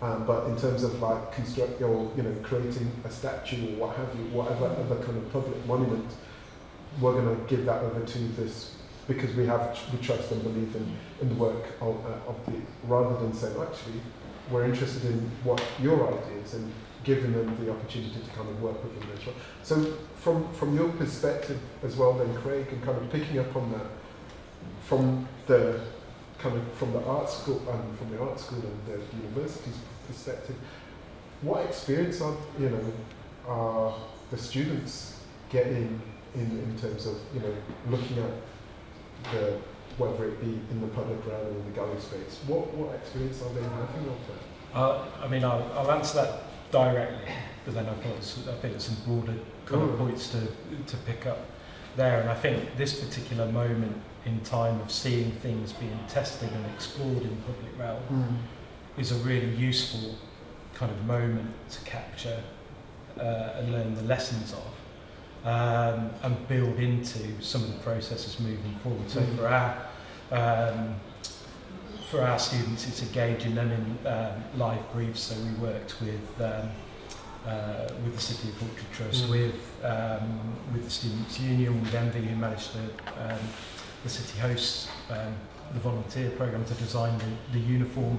So that, if we think about that as a public realm kind of opportunity or intervention, it's bringing that into play. I think that there's a broader kind of context around the land ownership or management in terms of the city. So the university owns a great deal of property in the city, and decisions to open up and not build on spaces like Starley Gardens and keep that as a public realm space, open up kind of pathways to the cathedral, but then to explore what happens in those spaces is another of the kind of lessons learned and the influence of a city coming together around culture to move forward. But the concern, I think, is that we don't learn the lessons. So when you're showing images of George Wagstaff, for instance, yes, a white male artist, but age of 17 at the time when he made, I think it was the Phoenix, I'm looking to John. So again, this idea of artists at a young age being encouraged to bring work into the public realm, it's not like it hasn't happened. It has happened. It was of a particular time. But how do you use that and frame that kind of example to influence the way we practice moving forward? So I'm going to bring it back round to the city piece, because I'm speaking from a civic kind of position within an anchor institution. I've just learned that phrase. I'm in an anchor institution because we're big and we won't fall over, and we'll still be here when City of Culture comes to an end. But it's things like the public art principles and that piece of work that's been started that starts to bring through some rules to use the phrase of someone we invited in to help us do some of that thinking. So we work with Claire Doherty relating to the Bristol context, looking at the Colston statue here. But Claire Doherty and situations, of course, behind the new rules of public art. You know, one of the key things is around permanence. And I think that can be a big problem in public realm, is that you look at permanence as the only way forward, and it has to be solid, pinned down there forever, to the point where the dialogue starts to disappear. We talk about this, or rather I was listening to a program recently talking about then the invisibility of the decoration of the public realm, and then this coming round now to us being more kind of conscious and socially aware of what we're interacting with, the decisions of commissioning, the processes and principles of bringing work of artists into our spaces and who we memorialise and why. So, sorry, you're going to stop. Yeah, but no, I was just going to because because one of the things that we kind of talked about a bit was, okay, so Coventry University has the land, private land, but then it is in those public spaces of like that the city council owns, and I don't know if there are any city council staff or people in here, but that's where the contention, that is the real contested space, isn't it? So how do we what needs to happen within those contested spaces? Can we just talk about some of the things we are doing? Yeah. Because I'm just thinking we created these public art principles as a collaboration with the City Council public realm team. And then I think maybe, possibly, the first ever time this has happened, the City Council public realm team brought a team of curators into the public realm team, which essentially the public realm team is the regeneration team. And they had £42 million to spend on regenerating the city centre, making it look nice, basically, for the City of Culture year, but it would have probably happened at some point anyway. And so they brought this team of curators in called Creative Giants, which is a black-led team. And because one of the things I've been saying to the City Council is, I think we need to create this kind of creative signature that goes through the city, so that on any given day when people arrive in the city, whether it's a resident or a visitor, you know, the city is full of art. Wherever you look, there is art around you.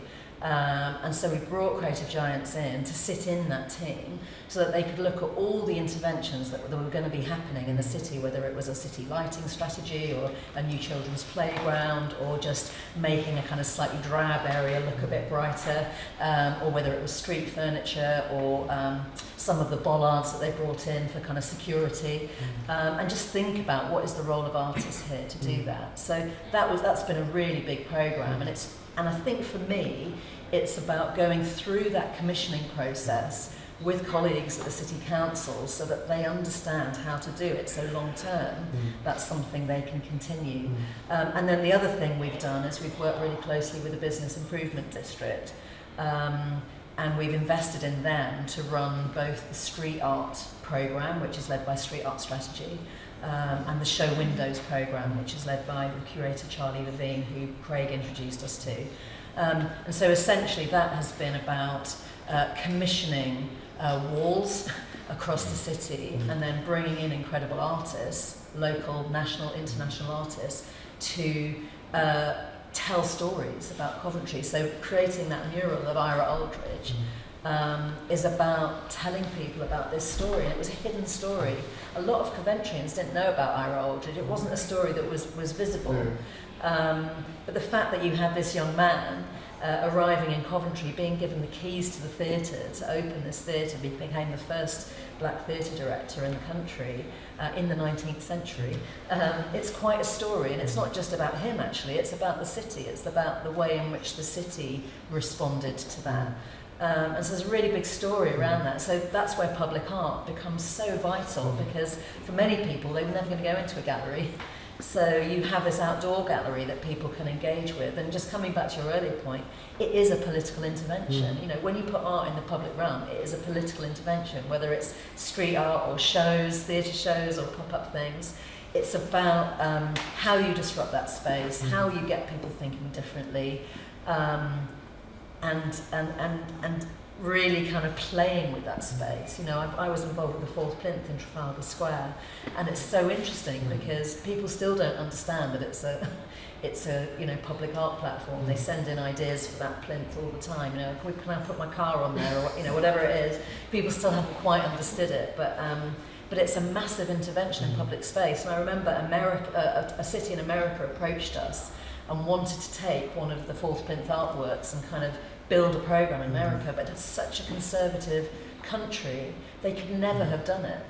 Because what we've created there in London is this incredible political intervention where you've got naked disabled statues, or you've got all these kind of really difficult things which we take for granted, I think, now, but actually in other countries it's really difficult. So it does become like that. And the other thing, just to say, with the show windows program, is I think that's been really interesting, because that's been about artists, businesses kind of coming together. So taking over shop windows all over the city centre and curating work from artists to put into those shop windows. So whether those are local artists or international artists, or also working with collections to bring some of that work in. So I think what you then start to see is art in and around the city and around you. And as Craig said, it's temporary. So you're continually refreshing it. You're continually refreshing the storytelling. But you're going on a journey with those businesses and helping them to understand the value of it. And so for me, that's the legacy, because actually they can then take that forward. So the business district are now saying they're going to continue to run the show windows program. It's been so successful, but actually when you look at who those artists are, there's Bangladeshi artists, there's an amazing Caribbean artist from Spain, as well as platforms for art for local artists. So it's become such a democratic way of displaying work of so many artists. And I really don't want us to look at street art as some kind of, poor child of the art world. I think we have to make sure that that is an equal platform. And so we've tried to make sure that we have a really good spread of artists to demonstrate that that is a contemporary art form. In years to come, probably when they started doing portraits, everyone thought that was, what is this work? But in years to come, street art becomes more mainstream in a way, because you start working with legal walls, and there's no tagging, and it becomes this beautiful intervention and this storytelling. So I think that there's a lot of work we've done, and I think we're taking people on that journey. But as I said before, we're building the foundations, because there's still a huge amount of work to do. The sculpture that's just been launched on the side of the IKEA building, I don't know if anyone watched the Sky Arts landmark programme. So Sky Arts created this new programme where they went around the country looking for artists to commission a piece of public art. And so the winner was commissioned, and her artwork is now on the IKEA building in Coventry. And actually she's a young black artist. She's created this amazing sculpture of Ira Aldridge. It's a temporary intervention. It's not going to be there forever. It's Favour Jonathan. She's a young artist from southeast London. I can't remember how old she is now, but she's in her 20s, I think.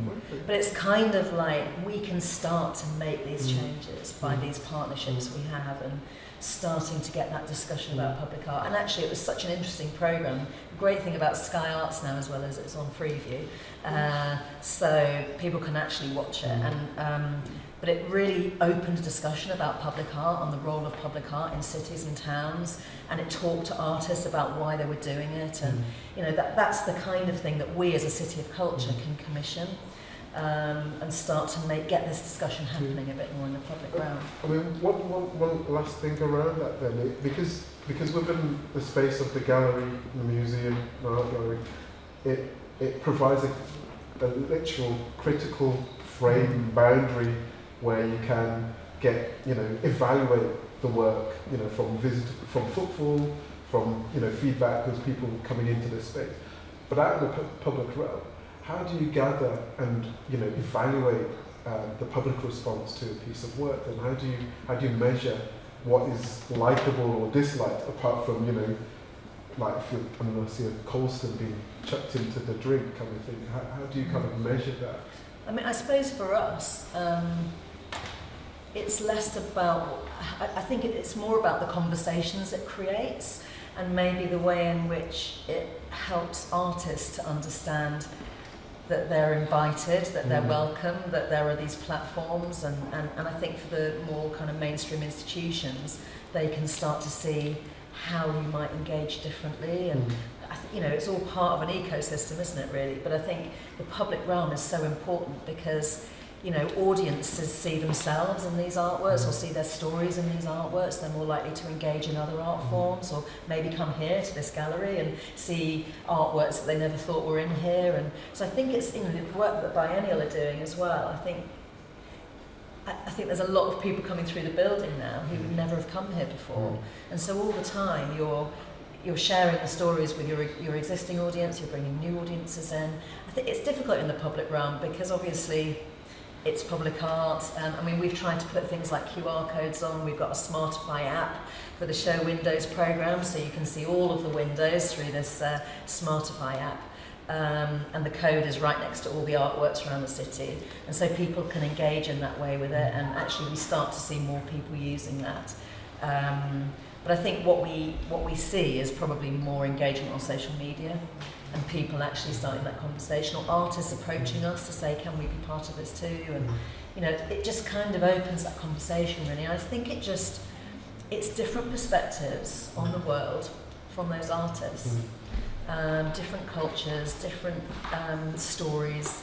And I think it was interesting, I think in your, you mentioned this quote about what public art should be, that it's about the history of people in industry and stuff. And I think the problem we have is that everyone wants us to just do stuff about the car industry and, you know, they want that kind of, that heritage of the city all the time. And I've always said, we absolutely need to be rooted in the different histories of our city. But it has to be about who we are now and looking forward, because we're creating a new history here. So in 50 years, 100 years' time, people will look back on this moment. Because if they look back on this moment and it's just all about cars and bicycles, like, I think we fail. Like, it has to be about activism and change, and like we brought people together, we connected people, we tackled inequality, we made that difference, we started these new journeys.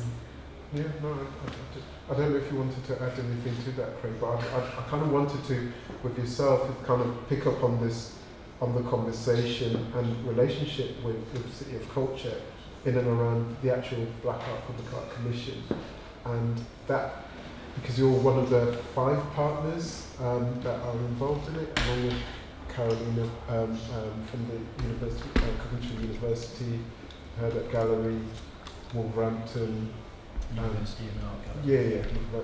Art Gallery, and So, what was give us a bit of thinking in terms of what was the inspiration behind, you know, creating the commission. What was the I appreciate your moving me on. I was going to answer the question. Do you want to? Before, I will have the one before that, and I'll try and. I'm just conscious of time, and I'm thinking, let's just ask a lot of questions. Okay. I mean, I just wanted to. You talked about kind of public engagement. How do you measure that? I think Favour's piece on IKEA is an example of that, when you put work out there. Same as Knife Angel is a very kind of vocal kind of response. You get a sense in the dialogue, and actually that's kind of one of the most important kind of things we've got to work with at the moment. I feel that's a really important thing to hang on to. But also, I didn't quite answer the question around what can we do to support kind of artists and open things up. I was talking a bit about practice. I think we've got a job to do in terms of the policy kind of makers, so this idea around principles, but also talking to councillors, council members around almost giving them an arts education. It should be that way round, really, of encouraging people to who are making the decisions at a high level to really understand the context. And to bring that through into their decision making when it comes to council. But on the other side of it, I think if we're going to invite artists, you know, maybe from who aren't taught, maybe from different kind of perspectives other than a formal education approach, at a young age, to how do we give the skills to be able to upscale and work in a public realm, which is not simply putting something into a public space. You've really got to understand kind of opportunities to work with fabricators, to look at partnerships, ways of working with budgets. And I think it's those types of areas that we can be opening up practice a lot more than we currently do, and those support mechanisms. So those are some of the conversations I'm having at the moment with colleagues at City of Culture and elsewhere, is around that base for supporting practice. And we can bring that full circle into the question that you've just asked in terms of where did this commission come from, because I think the role of the art schools in Wolverhampton and Coventry are sitting in that space of how to support the development of a commission and being there as a resource to use, rather than to look at, you know, how do you work with students and is this an audience for the work. It's about how do you use the resources that sit within our institutions. We have to go one step before that, because you asked how did the opportunity come about, and the Commonwealth Games team were looking at hidden narratives, or not necessarily hidden narratives, but narratives that were not talked about publicly. What do they want to bring to the cultural programme, and what are the ideas for that might sit outside of cars, or might sit outside of City of 1,000 Trades when it comes to Birmingham. So one of the things I was talking to Radine and Louisa about at the Commonwealth Games team was just about the richness of the region, in exactly what Keith and Marlene were talking about, of artists working, doing something, changing things. You know, of course, we had 10/8 magazine at the time. We had Stuart Hall and the Centre for Contemporary Cultural Studies in Birmingham. We got these kind of incredibly rich moments that somehow, as a region, we kind of forget about, or we go, oh, we must celebrate that moment, bring it out, discuss it, and then put it away again. But how do we really kind of capture some of that and tell the story? So that was where the conversation came with a bit. Was just what we've been working on, I think, in venues across the region for some time. Is how to locate that in a big kind of cultural moment. And I think that with City of Culture, with Commonwealth Games, with some of the big infrastructure projects that are happening in the region, you know, we've got to take advantage of these moments to do something, to show a practice in action, to then keep those kind of practices. Once the big spotlight kind of moments move away, it becomes part of the signature, part of the fabric, part of the way we do things. And that's the kind of ambitious kind of framing of it. I think one of the challenges is making sure the right voices are part of that process, because we're still not at that point of being able to make sure the right voices, or a collection of voices, come to the table. There. Does that introduce it? That's really good, because as I said, I am really, because we literally get thrown out in 10 minutes. We can barricade the doors. We can. I really wanted to bring in Keith and Marlene into this part of the conversation, because, you know, going back to this idea of, you know, the Black Art Group working in a gallery space, this taking on this public art commission, and as the research group taking on leading the commission itself, that takes the Black Art Group into literally a different realm, out of the gallery space and into the public realm. Because I don't know of any, this is just my own knowledge, maybe you can correct me. Because has the Black Art Group ever worked in the public realm and like created work in the public space? As far as I can remember, we haven't done as a group. But I'm looking at Keith because you do chats. Well, I mean, if you think about the kind of Black Art Group as a group which sort of petered out in 84, 85, yeah.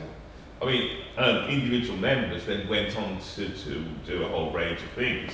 I think one of the most significant things which the Black Art Group did was work on things like the conventions, the conferences, which were about this wider conversation, which would have been overlapped with other things, education, etc., etc. But I think this particular moment in terms of the research project. I think that's a very different thing, because I think we are attempting to kind of think about the role of a project like that as activating conversations, doing a whole range of other things, which in a sense, it works really well with the idea.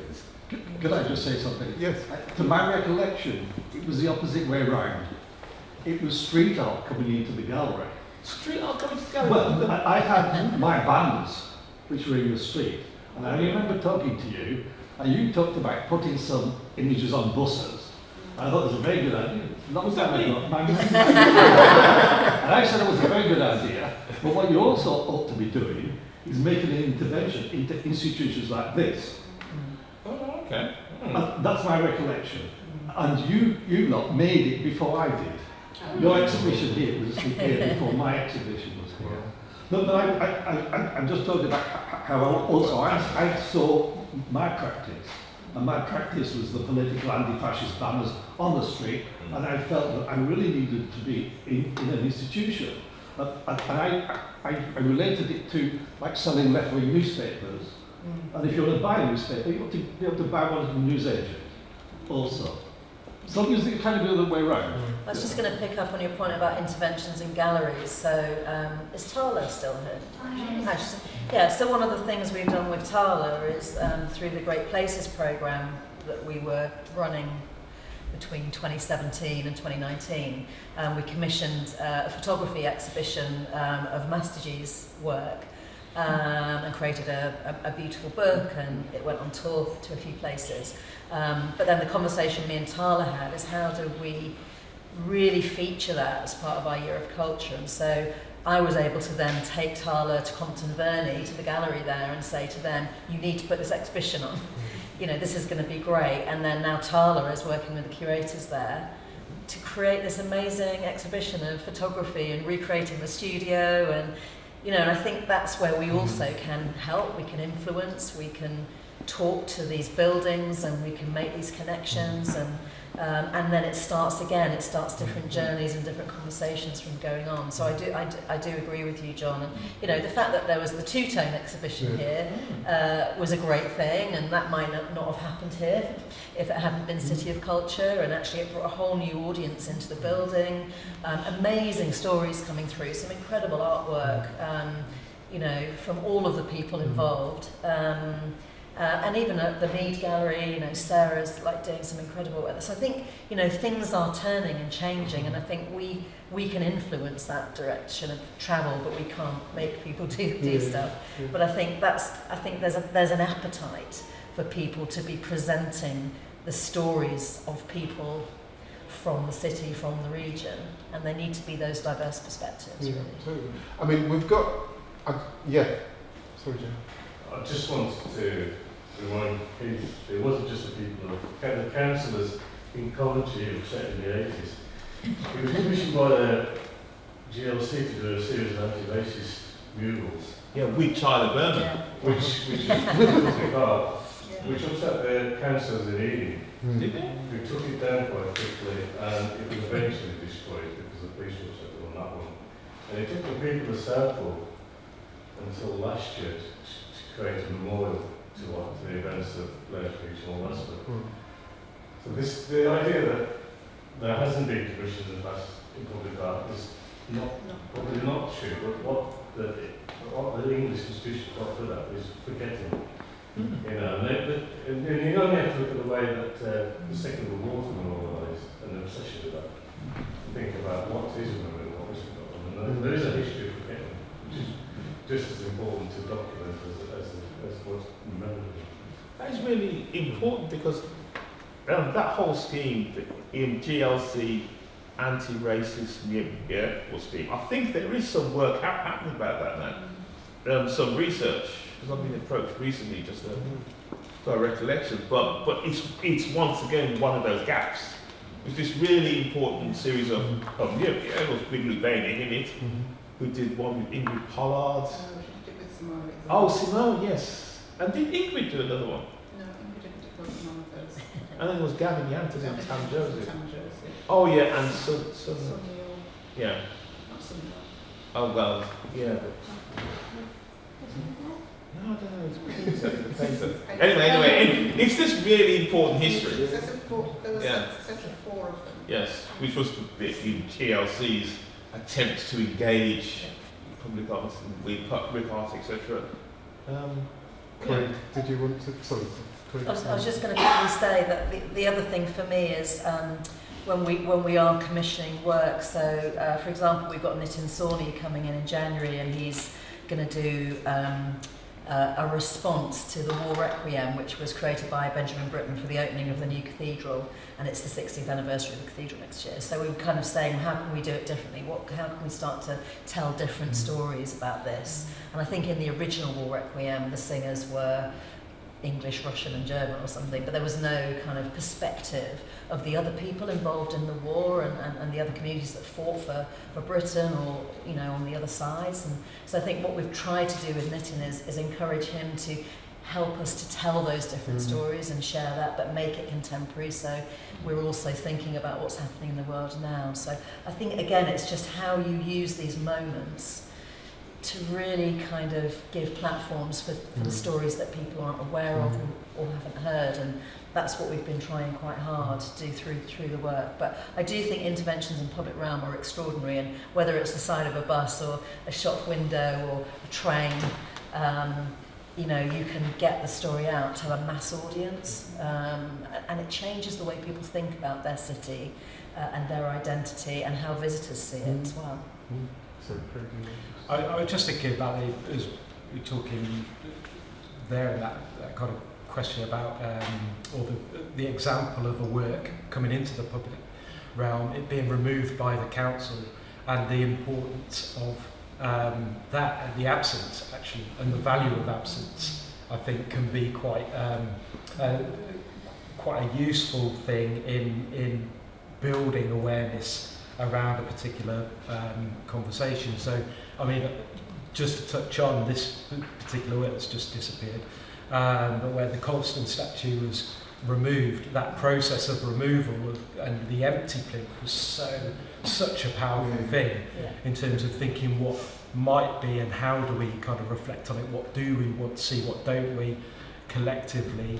Council kind of culture conversation feeds into that. But then we saw kind of a very active moment of Mark Quinn working with a protester, Jen Reed, putting the, what's that, sorry? It's the other way around. It's a genuine piece of work. And Well, Mark Quinn just helped. Okay, so I mean, that was going to be my point, of course, when I was thinking about Larry Etchimpong's kind of. But I was thinking specifically around Larry's kind of video, kind of criticising that intervention of a white artist, and arguably I'm chair of a disability arts organisation, Mark Quinn's kind of representation of disabled people. That act of intervention could have been so much more powerful if it was around kind of handing over the keys, if I give that a kind of metaphor, giving the resource that was taken to make something over to a different kind of relationship that might be around optics, but I know you disagree. I am a completely minority view on this. I'll be a minority. How has the development of the glass of the window in Bristol Cathedral, anything happening? Well, the suggestion that you wanted to That was a suggestion, but I don't know. Right, so that's only still a suggestion. You're not going to get an atheist antichrist. Well, I'm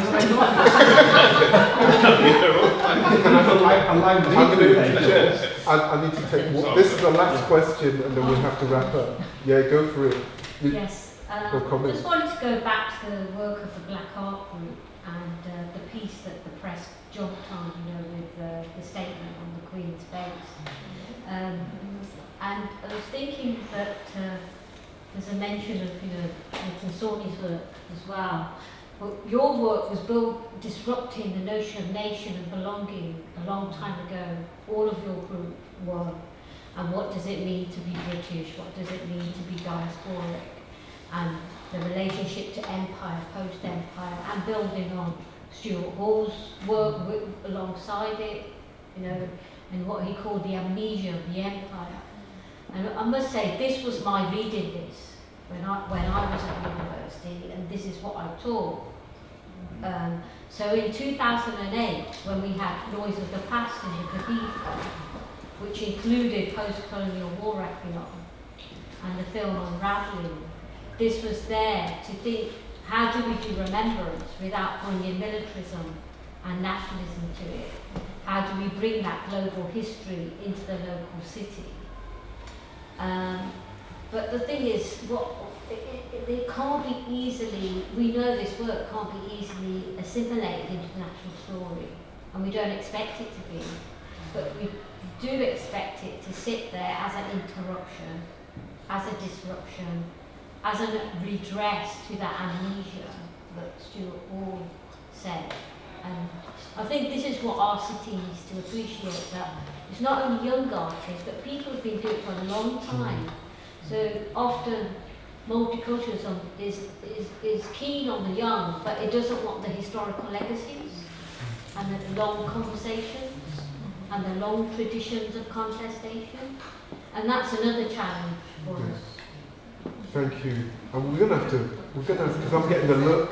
I'm getting the look. But we're gonna have to wrap up there. I mean, there is the I don't know what the drinkery is local, but if people want to reconvene into the local. So I'm going to have to say thank you to Carolina for chairing earlier conversation, to Marlene and Keith for your participation in the first panel, and now to Chenine and Craig for taking part in the second conversation, to Sherry and to Kirsty and all the other staff that have been helping, and Corsa and everybody else that's been here and helped this and made this event happen. Thank you for your time, and thank you for your patience, and thank you for your contribution to the conversation. It's going to go on. This is the beginning. This is continuance. This is the interference. This is what it's all about. Thank you very much.